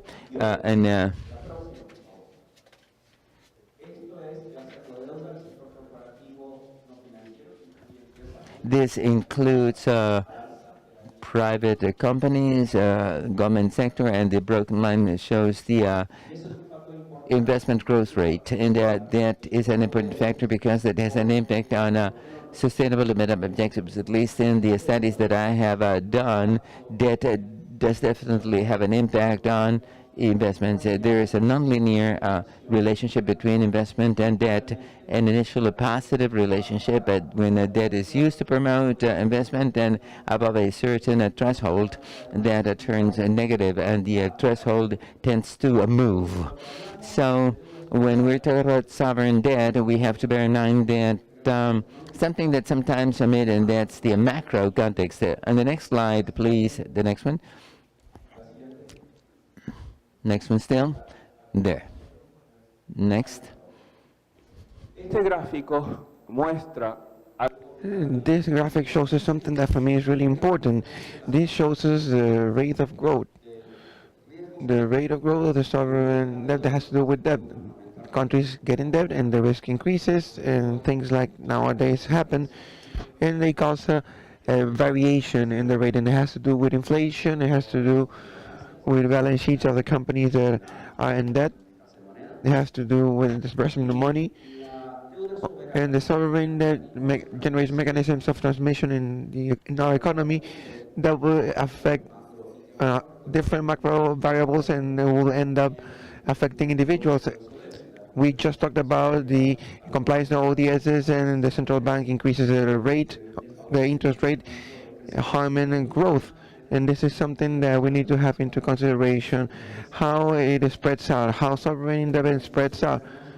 It doesn't just affect the exchange rate and establishes in great scope after the exercises that I've made about it, but it also determines the risk of companies or corporate companies from this sector, of the productive sector. When we see sovereign debt topic, it is a third point that I wanted to make on it, and whoever issues this are the countries. And you see the whole series or the whole list of countries that have issued this. For Latin America, there's been a huge array of countries that just started issuing this in 2007, that include also smaller countries with risks, etc. But now we have here the topic of who assesses this risk, and who reassesses the risk, and that's why it's important where fiscal deficit is important, because they produce inflation or because they had an impact in the external sector. Nowadays it's because we need to be careful, because the international investors are going to punish us. And the thing here is who are these investors, these international investors? And the international investors are mainly two agencies, Moody's and Standard & Poor's, which is a dual or bipolar, and it has important benefits, we know, but something that people don't mention is about who works in these agencies, because these agencies have a strong rotation of staff. And the younger people that work in these agencies, given that they don't have historical memory, they are the ones that are more likely to decrease the credit rate of countries. And this is important. When you talk with these credit agencies and you tell them, okay, what are you doing? Why are you so important? Why should we respect your scoring, and what says that we provide information that nobody else gives? Because if we would have a replenishment of contract, for example, or governmental contracts, the risk agencies wouldn't be necessary. So what does countries do with debt? And that's another important point that is not mentioned. Countries with debt in the external sector, they pay debt. It's like paying a credit card with another credit card. And that is something that's unsustainable eventually, especially in our current conditions. If you look at countries such as El Salvador, Ecuador, Argentina, obviously Honduras, the risks, not just the country risk, but the rates of interest on the bonds that they issued in the secondary market, they were able to issue at 6, they're at 12, but now in El Salvador they're at 30. They peaked completely. So the thing of countries and what they do with their debt and the productive use of facing their unproductive use. It's important. Hi Henry just wrote a book which is called Defense of the Public Debt, and he's completely right when he says that debt is something fundamental for the financial growth and certainly something key for countries in Latin America, but I believe that it transforms into an obstacle when it's used in an unproductive manner. I just wanted to finish off because I'm all right about time with the definition of external debt that we're living within, and we need to pay more attention to this. The big central banks have started to use something that it's called the quantitative restriction policy. The quantitative restriction policy could be something really powerful, restrictive of liquidity. This restriction, and just to try and explain it in not so technical terms, all the bonds that get to a maturity, the Federal Reserve doesn't reinvest it, but they cancel it, and by canceling this, they cancel their passive, the pressure that the bonds have in the account, in the bonds itself, and then the balance sheet change, and this is transferred to the commercial sector. This is something that we've never applied before, except in 2017 and 2019. The Federal Reserve is changing nowadays, and they stopped putting in circulation $47 billion, and they will increase to $90 billion by the end of September. And this will have a huge effect in the interest rates and in the debt of countries in development. This is something that we should follow up, and this is a monetary policy, and it will affect a lot countries and their capacity of complying with their ODSs. Thank you very much.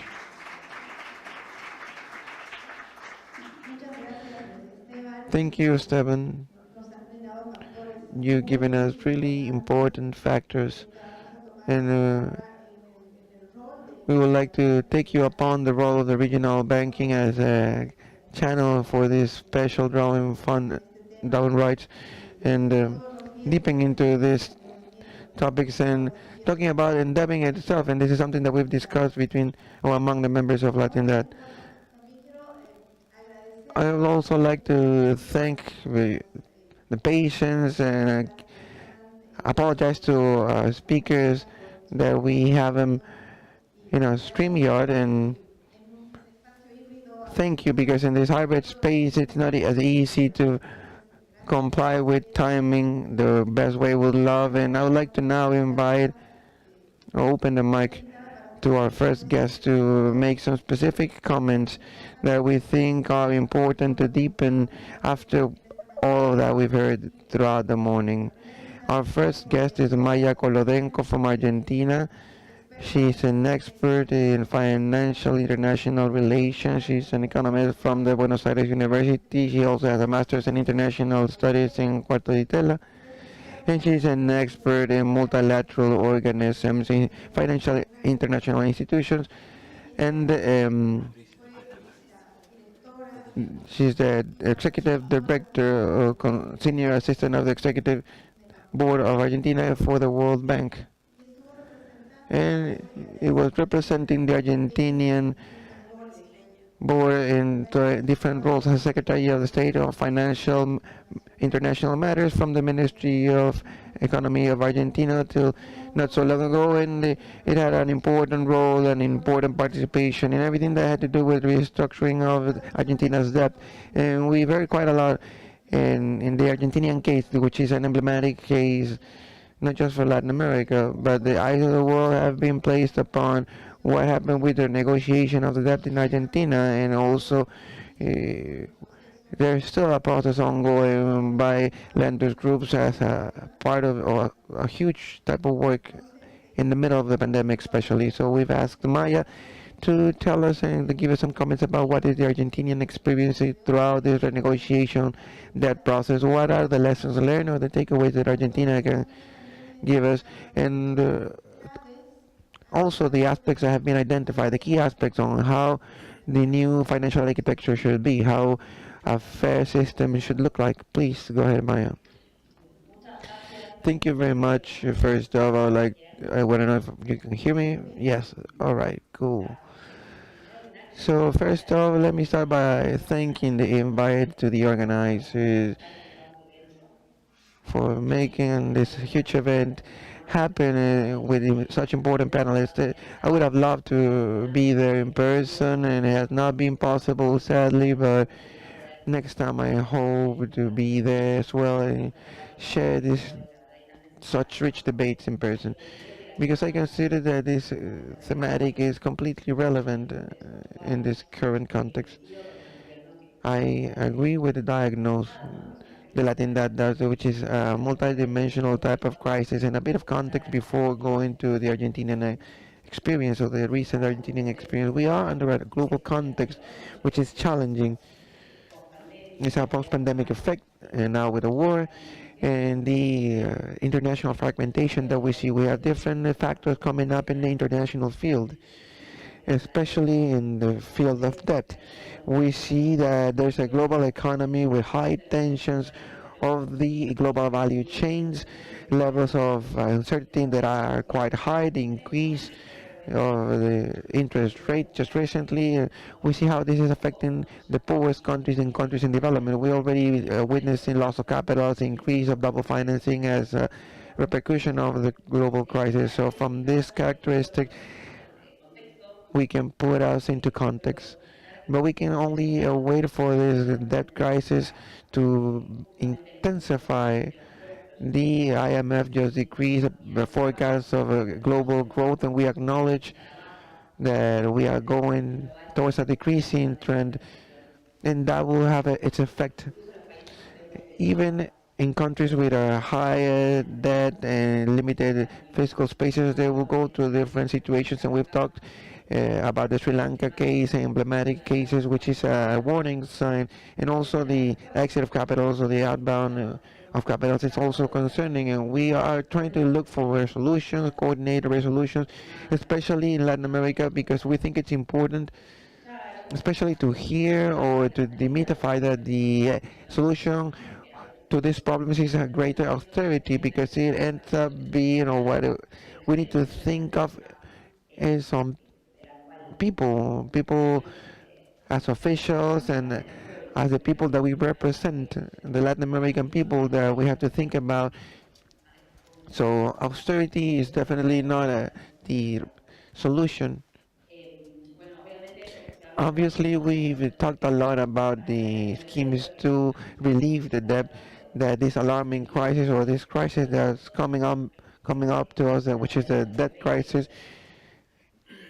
After we discussed in G20, we know that the debt release is not enough. The IMF's debt release have been quite scarce and insufficient, as we've mentioned before. I'm not going to repeat the debt allocation, which was quite important, but even it was unbelievable that there was programs of the IMF in such challenging times with overcharges. So let me thank Arauz to bring it back to the table of discussion, this report that's important for all civil societies, because as we know, Argentina pays 1 billion per year of overcharges, and that's incredible. But what we are concerned about is that in the aspect of opacity, the lack of transparency, and that many countries don't know that they are paying overcharges.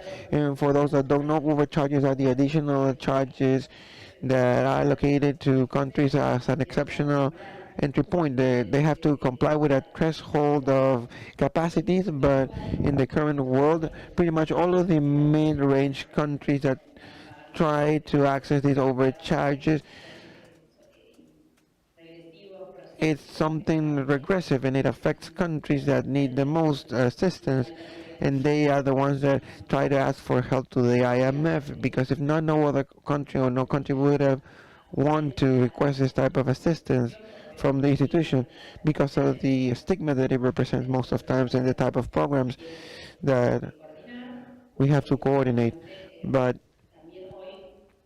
also today, in a really unfairly, these charges have been accepted by the same organism that end up by financing operational cost of the institution itself, and that's not as fair for countries either, because there's countries that need a lot of relief in their own finances.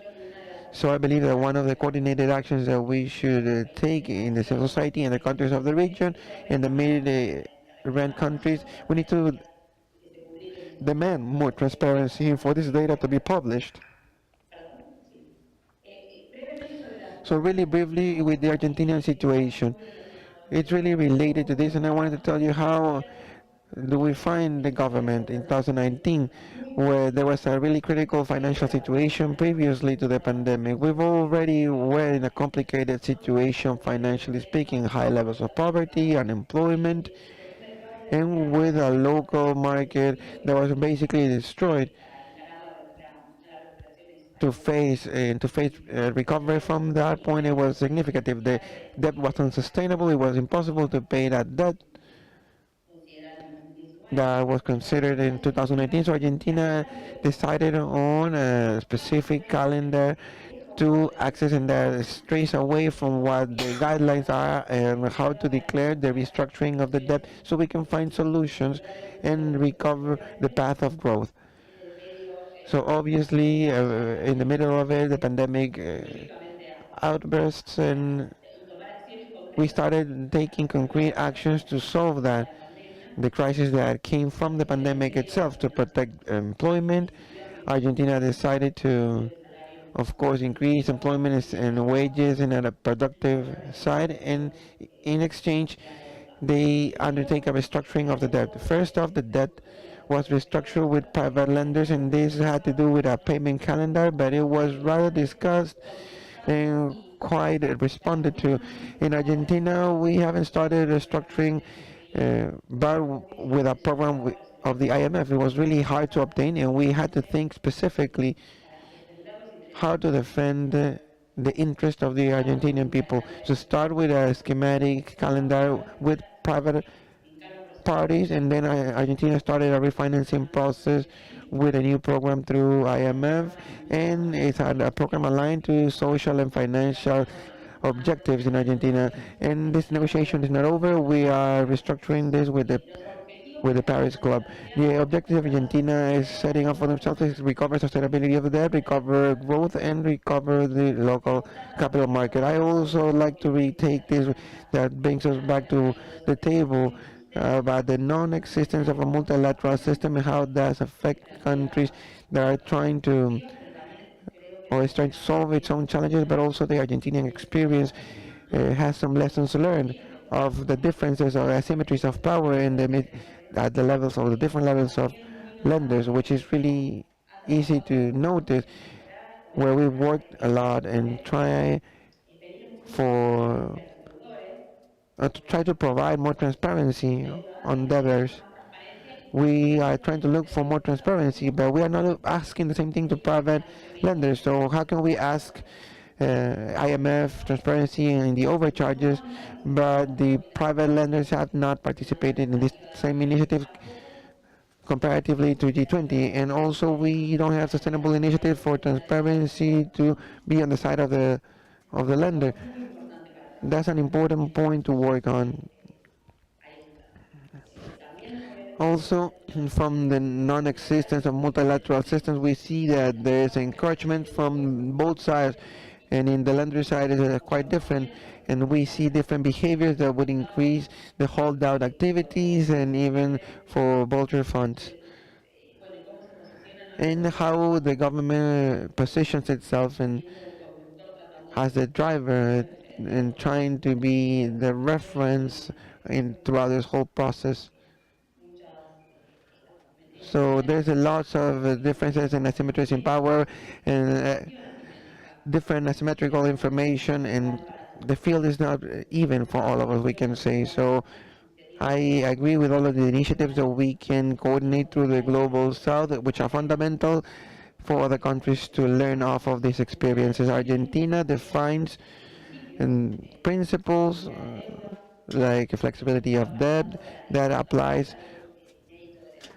for us in Argentina, where we define that for every lender principles of good faith needs to be applied, of the equalitarian equal treatment, and also equal treatment in the way that the local legislation deals with them, and also transparency. So we've been really supported in this restructuring process, which is really important in any restructuring process at the local level of unions and governors, superintendents, and they all have at the international level with the civil society, international economists, academics. So they've all written letters about how this restructuring in Argentina took place alongside the private sector.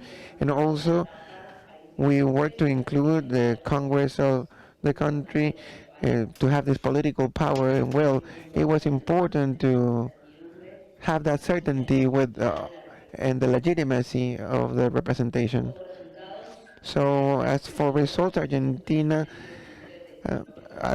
obtains a $55 million line between 2022 and 2030, and the process was over 99% applied to local level, and it's reduced at a 7 or between 3 to 7% at the international level. But one of the lessons learned, which is significant from this project and this more concrete result, is to understand the need of identification of these problems, on how these differences of power and information and knowledge need to be evened out, especially, and as the General Secretary mentioned, to work towards having restructuring mechanisms that are multilateral and that have common sense applied onto them, because the government of Argentina oversees for the interest of the people and to the financial recovery for the inhabitants to be able to develop, and the incentives of the interest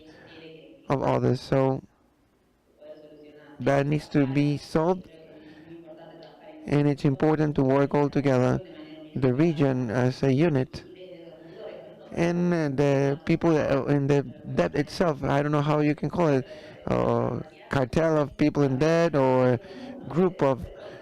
We have to work as a group to be closer to each other, to connect, to exchange experiences, and reform or restructure these debt experience, because it's out of our interest. Now I'm really attentive to any question or comment. Thank you very much.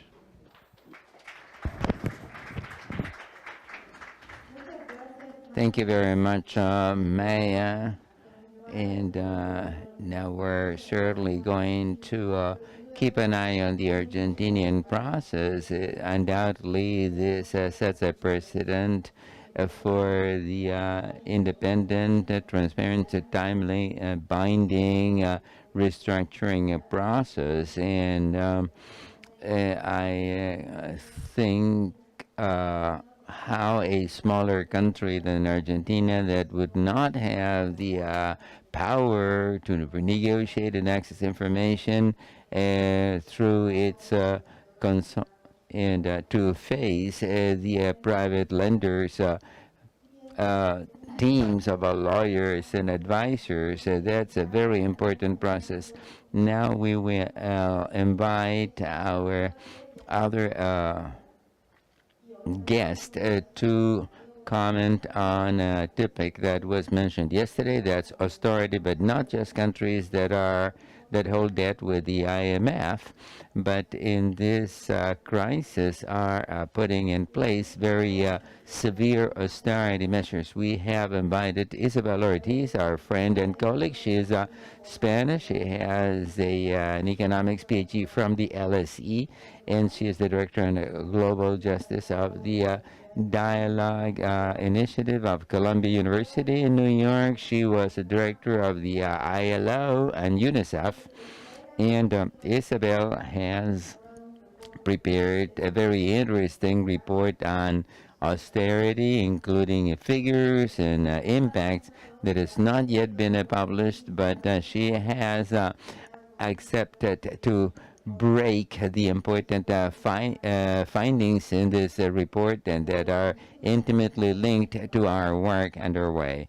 Isabel, over to you. Thank you very much. Thank you very much, Patricia, and everybody, for giving me the opportunity of joining you today. Indeed, I would like to report on both the prior study and the update that will be published next month.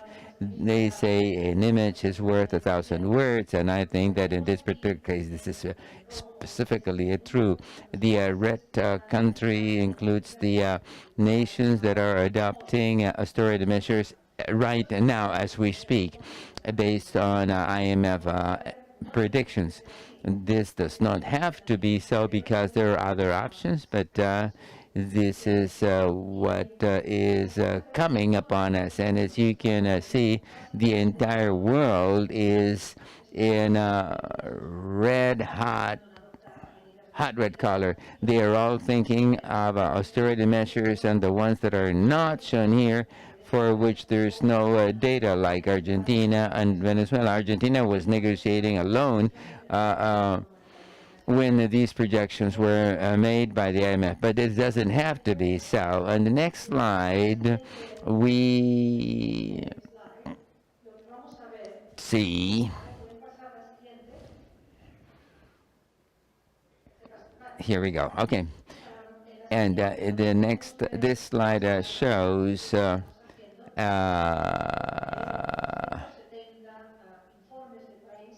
some of the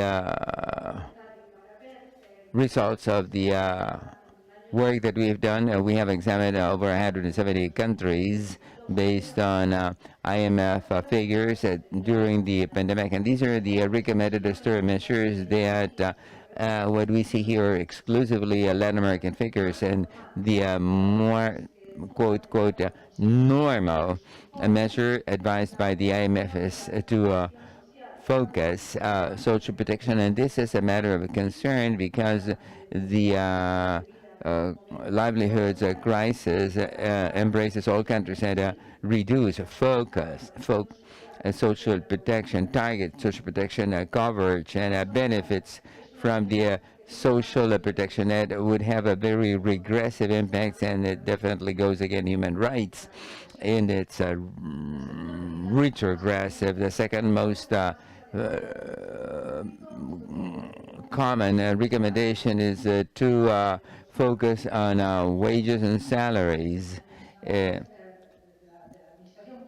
in government workers, and most of whom are teachers and health staff, people that work in water and other public services. This is a second most recommended measure that obviously also have very strong negative impacts.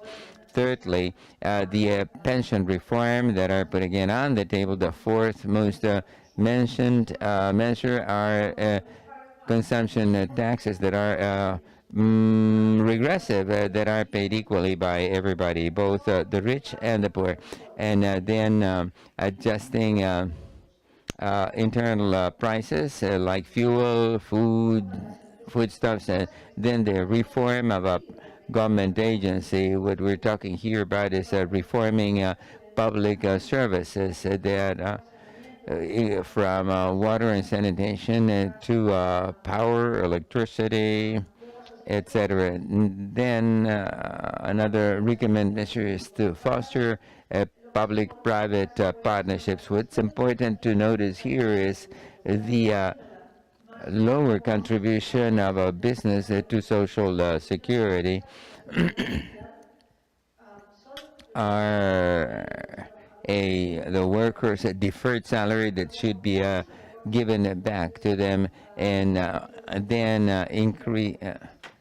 cutting health and education budgets, increasing rates and tariffs. All this, it just gives you an idea of the austerity measures that are being debated between finance ministers and the IMF.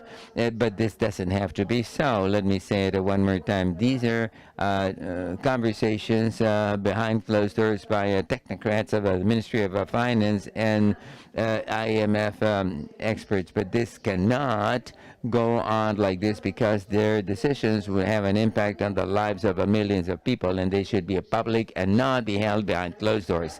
They are part of the social dialogues with the unions, the business organizations, civil society organizations, civil society at large, and parliaments.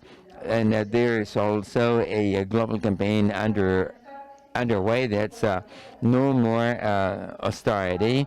And as Andrés and others have said in today's presentations, that there's options to finance the SDO's human rights and all the suffering that is required by these austerity measures is not really necessary.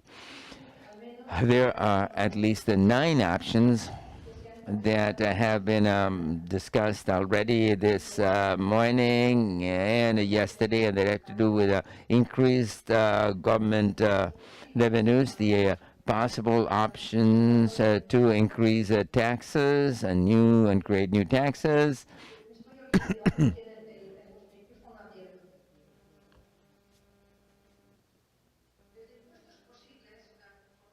All the way from potential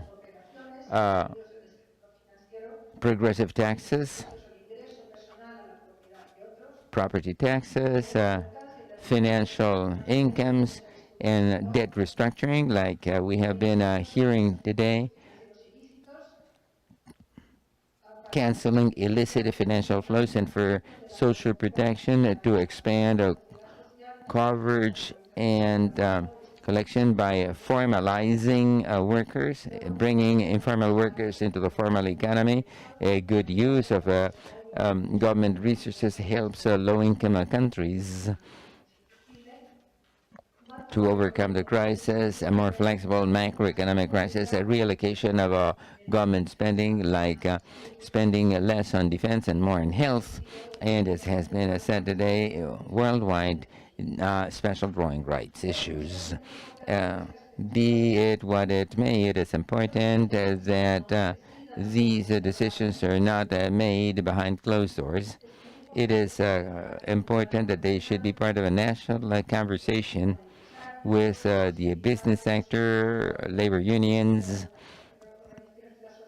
civil society organizations, and in Congress, because they have an impact on the livelihoods of millions of people. Thank you very much.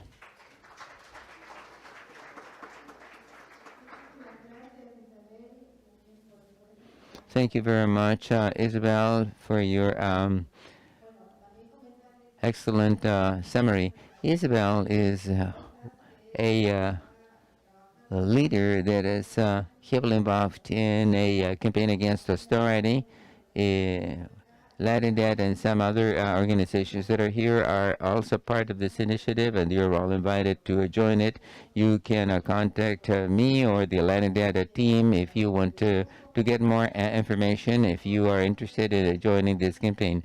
There have been mobilizations in Costa Rica, labor union mobilizations against the IMF austerity measures, as well as in Ecuador.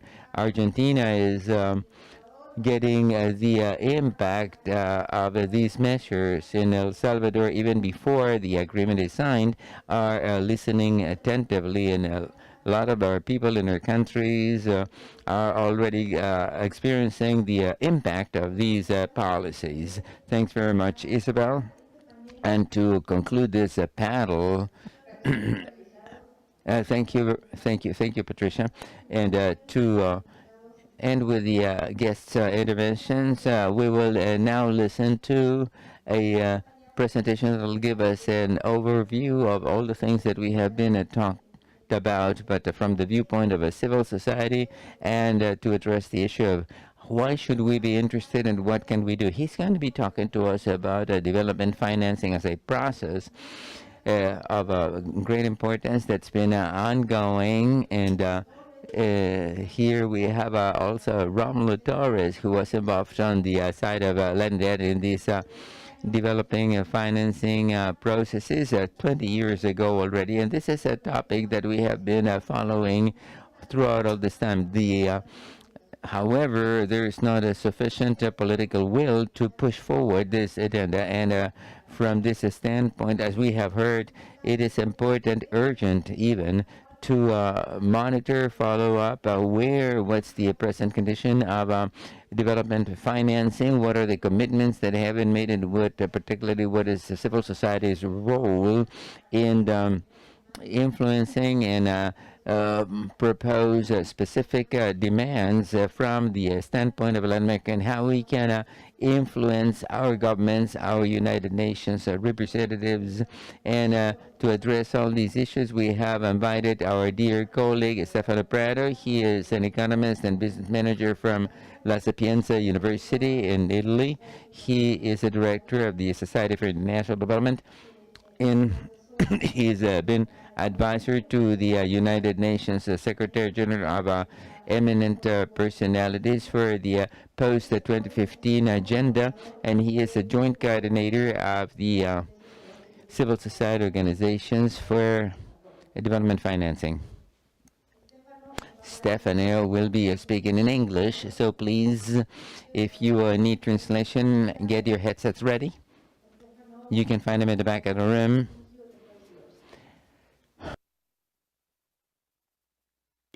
Buenos días a todos y todas, y sinceras disculpas para hablar en inglés, sobre todo siendo italiano, pero creo que sería injusto castigaros a todo el mundo con mi dañol. So please apologize for speaking English. Maybe we'll give 1 minute to those picking the headphones. I'm aware that I am what is dividing you from your coffee. Okay, so I will, and you know, being Italian, I am of course extremely sensitive to the importance of coffee, despite the fact that my own country doesn't grow a single coffee bean. We have a complete dependency on our espressos. Anyway, I'll take. Okay, sorry, maybe just 1 minute. I'll wait 1 minute.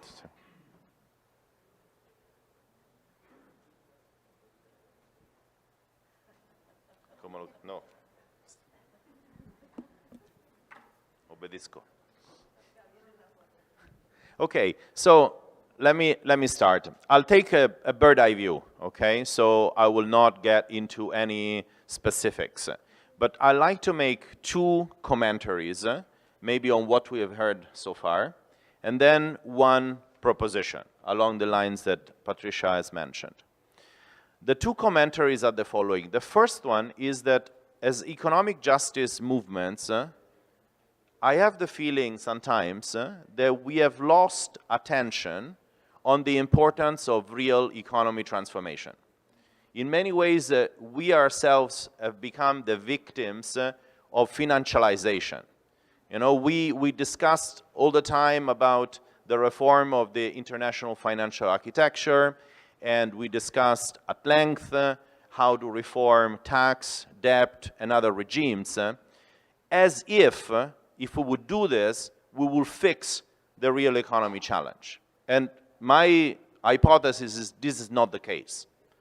The challenges that have to do with the unsustainable, actually insane production model, the current division of labor in the global economy that relegates most of the global south to the lower end of global value chains and often traps countries in commodity dependence and in structure of the economies that do not allow any virtual dynamic between wage growth, the expansion of domestic demand, and economic diversification, the continued sexual division of labor, the encroachment of our future in the way in which we deal with our resource base, are all some of the dimensions that require structural socioeconomic transformations. Actually, not only in the global south, everywhere, you know.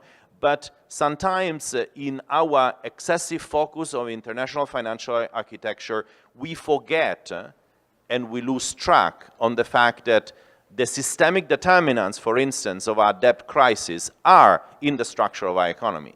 The incapacity of generating sufficient domestic resource mobilization is certainly due to unhelpful tax regimes, but is also due to the structure of our economies. So one important blind spot that we seem to have is that we need to replace again the focus on the real economy. We need to have the courage as economic justice movements not only to pick where we think we can make a difference in terms of the international financial architecture, but have the courage to address the real economy transformation that is necessary. If we don't do this, my feeling is that even if we achieve the kind of international financial reforms that we're struggling to propose, we will still fail. Because without that transformation, those reforms will not generate change and will simply continue also to lag behind. The second blind spot of our conversation is the attention on the dynamics of financialization. If we look at what has happened since the last financial crisis, the expansion of the asset management industry, of the non-banking sector, have been exponential and continues to be completely unchecked, completely unregulated. And differently than in other areas, there isn't even an agenda for regulation. It's completely left to itself. And many of the dynamics that we engage with, even when we deal with tax or debt, are actually due to the agency of that particular sector. So the fact that we continue to leave it completely off the radar screen of our thinking, of our propositions and our struggles is not good. Also because financialization is increasingly coming out of its bubble up there and is beginning to have very much real-life effects. If you think about the financialization of land and food, and the determinants of food prices, the financialization of houses, and I can continue. So the agenda for definancialization, including the regulation of the asset management industry, needs to become part and parcel of our agenda of international financial architecture reform. Now that takes me to the last of my points and what I've actually been invited to do, which is to reflect on what are the ways out. Now, if you want to take a bird's-eye view and describe the current situation, I believe the dependency theories, the center-periphery theories of the 70s, are still probably the most adequate framework that we can use. You know, the Global South continues to be trapped into a multiple dependency syndromes. Now, how do you come out of it? There are basically two options. One is systemic reforms. The second one is delinking, disconnect. Now, the problem of delinking and disconnect, because of the very high pace of integration of the global economy over the past decade or two, is that delinking is hardly possible in today's circumstances, because the normative power of hyper-globalization, the way in which it reaches countries, is extremely strong. Think even about the capacity of international arbitration because of ISDS mechanisms and how it actually precludes the possibility of countries to take a different path than the one that is somehow charted by the mainstream economic approach. So this makes systemic reforms necessary. Now, the global, looking for global solutions, you know, to the Global South always, you know, generates a little bit of anxiety because the global has never been friend of neither of the Global South nor of development in the true sense.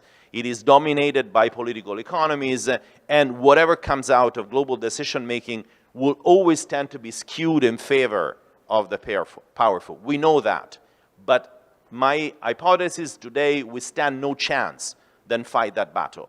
Because without a new global consensus, without systemic reforms of macro frameworks, we cannot come out of the dependency syndrome that traps us, and also we cannot provide the chance for delinking or disconnect strategies. Now, what is therefore the space that we can choose as civil society to engage in this struggle? Well, my claim is that we need to have a space that first is anchored into development, into a developmental agenda and a human rights framing, at least formally. then substantially is a bit more challenging, but at least formally. The second one has to be a democratic space where all countries can participate in equal footing, and is also democratic because it allows civic participation, the participation of civil society. It allows mechanism to bridge democratic deficits. And thirdly, it needs to have jurisdiction. I mean, it needs to be a space that has normative power, capacity to take decisions, and take decisions that can be sometimes soft decisions, some other times binding decisions. My argument is that the UN is the space in which we need to bring this struggle. And this is precisely what the UN financing for development process since Monterrey in 2002 was designed to do. Let me just say 3 things quickly about FFD and then speak about the opportunity of FFD4. Now, the genesis of the financing for development process was simple. After the decades of conferences in the 90s, the Global South has basically forcefully put on the agenda the fact that without changes, reforms of macro frameworks, all of them, including trade, including finance, debt, tax, there could be no chance to achieve that ambitious development agenda. That was very clear in Monterrey. That was the genesis of the process. And that premise is still equally valid today. The second aspect about FFD is that it's a global normative process. Financing for development is not a good term because it gives a sense that we're talking about financing flows or financing programs or projects. That's not what FFD is about. It's a global reform agenda, comprehensive, across all pillars of economic governance. And what is interesting about it is that it places the General Assembly, the UN General Assembly, into a context where even the World Bank, the IMF, even WTO are participating under that umbrella. So it creates a very clear sense that the UN General Assembly is a sovereign decision-making body when it comes to some of these issues. Now, some people would say, oh yeah, that sounds as a fairy tale, good one. Next time I'll choose this over Snow White. But what has actually achieved over this period? And some would say, well, it has not managed to take actual decisions, the decisions it aspired to take. Well, maybe that's right. But I offer you a different view on this as well. The FFD process has maintained the struggle against the hegemony of developed country organizations open. Look at what has happened on tax. If OECD and the OECD process has continued to struggle, is because there has been a counter-altar, a counter-process that has suggested that that was not the way in which we wanted to take decisions on tax and we needed something else. So my assumption is that it has kept the opportunity for democratization of global economic governance to counter the hegemony of developed country organization open, has kept that window open. Now, my concluding point is that it's time to catch that window. It's time to use it. It's time to organize much more collectively than we've ever done before. The opportunity comes because the General Assembly in October, November will decide to convene FFD4, the 4th Conference on Financing for Development, at ministerial level, probably towards the end of 2024 and 2025. So that becomes the space, the normative space, where we can try to find those characteristics we were looking for. The democratic character, with all countries participating on equal footing, the human rights, development-centeredness, and the jurisdictional power. Now, some people say, well, it's an interesting political opportunity, but it's also a risk, because for sure developed countries will come in with the idea that they want to rubber stamp anything that they're doing in terms of the BEPS initiative, in terms of the common framework, and maybe more, and give it a nice UN rubber stamp. Kill that critique of inclusiveness that we have maintained over the past years. Yeah, that's a risk. But the opportunity is actually to come together with a very strong and under the spotlight of political attention for clear systemic reforms, the ones that we've been discussing here. Now people say, is this the political moment for this? Is this the right time? In a moment in which we seem to be on a resistance struggle on everything. Well, there's never a right time for the right battle. You know, it's just when you need to, the moment when you need to fight it. And my sense is the urgency of the situation urges us not to wait for the right time, but rather to capture the opportunity now. But it's even more urgent because the vacuum in UN decision-making is actually creating space for developed country institutions, being the OECD, being the World Bank and the IMF, and others, to actually gain more space. So the vacuum isn't helping. The delaying of those decisions isn't helping. It's creating more space for solutions to advance. But I also want to argue, beyond the urgency and the need to fill the vacuum, that maybe the current geopolitical context that many of you are thinking might not be helpful. Maybe it's helpful because it is, in a sense, generating countervailing power against hegemony. Let's not think that when we say this, we think that any good solution is coming from the bloc that is opposing the gringos. That's not what I'm thinking, but it creates an opportunity, a blocks to the hegemonic expansion. And at the same time, the reality is in the current situation, the false solutions that are being proposed by many developed country clubs are not working. The common framework isn't working. We heard it from Iolanda.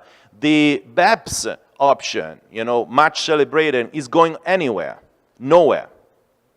So there is not only a vacuum and an urgency, and maybe a geopolitical context that creates much more importance for the global south than it would normally have, but is also maybe the moment in which the false solutions are crashing, and we need to capture that.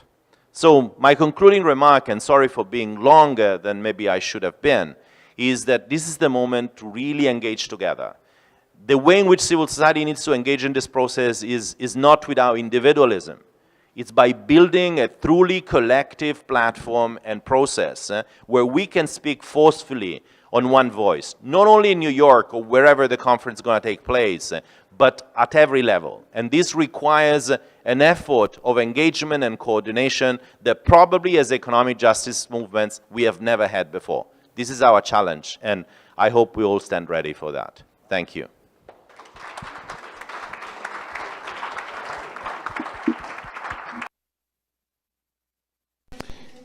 Thank you very much, Stefano, for all this context and the motivation and how important it is. I believe that all of these ingredients, so to speak, I don't want to say I told you so, but I told you so. It was a luxury panel, and I hope that you have a lot of takeaways. We hope that this made you think quite a lot, just make you step out of your comfort zone, your own box, and we can see that it doesn't need to be like that. There's many things that we can do. They tell me that there's two questions or two comments, maybe one here in the room and another one through the Zoom room or one of the platforms that we are broadcasting through. So it will be quick because we all want a juice, a coffee, or something sweet maybe. So I'll give you 2 minutes, two people that I have on my list. First, let me invite Jonathan Glennie. Would you like to say something, Jonathan? And we have 2 minutes to make a comment. And on one of the platforms, I have Rodrigo Avila from Citizens Audit for Debt. And then I'll tell you our panelists will be here all day long, so let me invite you to share with them. Let me tell you to invite or share with them in your break rooms and lunch or dinner, so you can have a really fluent exchange with them. Please, Jonathan, 2 minutes.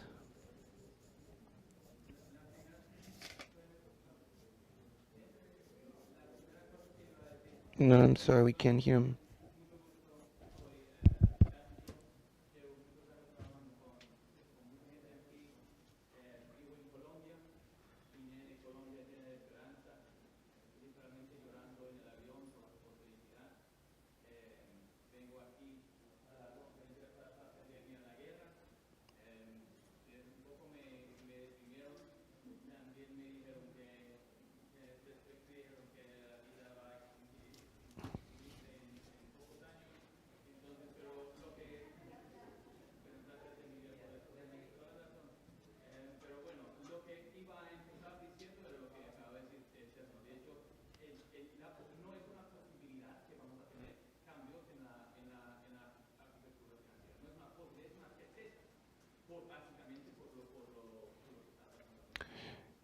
No, está apagado su micrófono.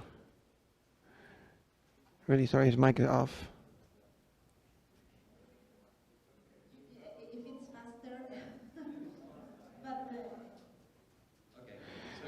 All right.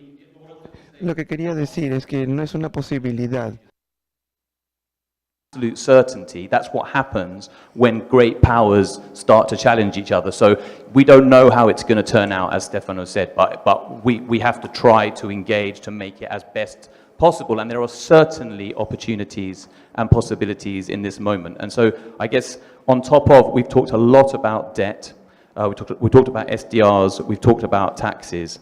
I guess the proposal that I want to put on the table is possibly even more ambitious than any of those.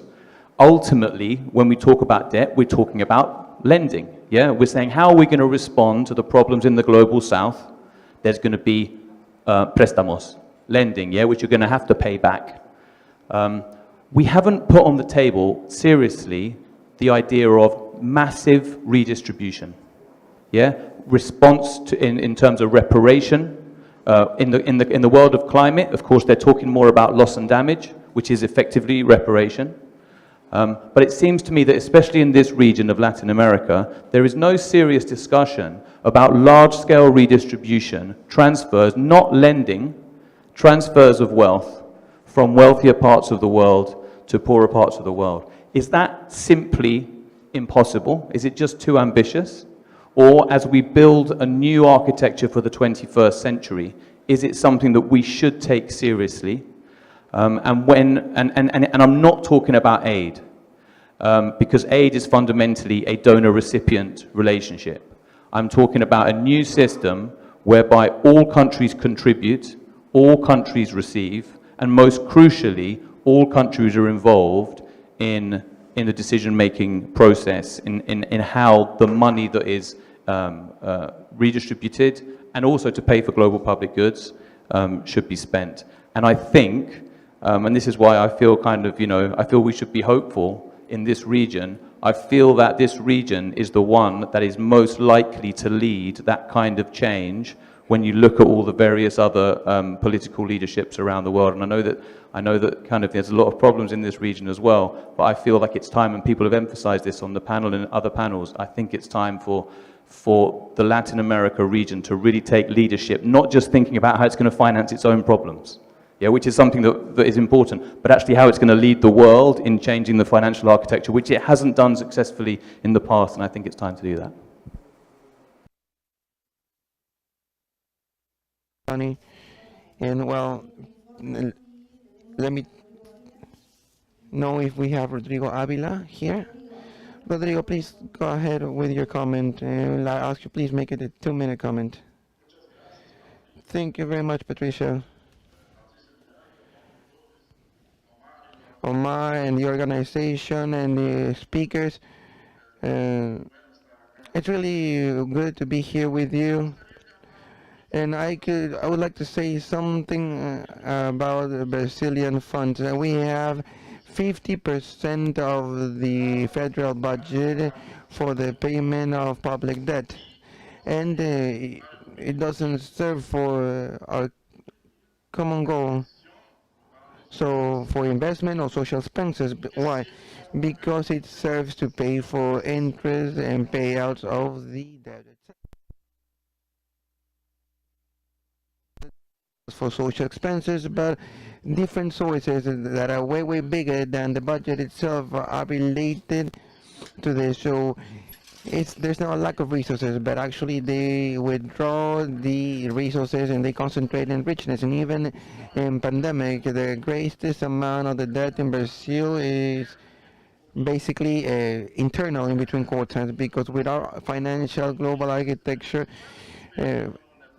we can turn this national currency into dollars and make these payouts monthly.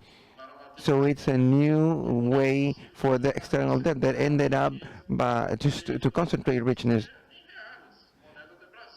Instead of reals, dollars. And that's when you pay an illegitimate debt is in reals.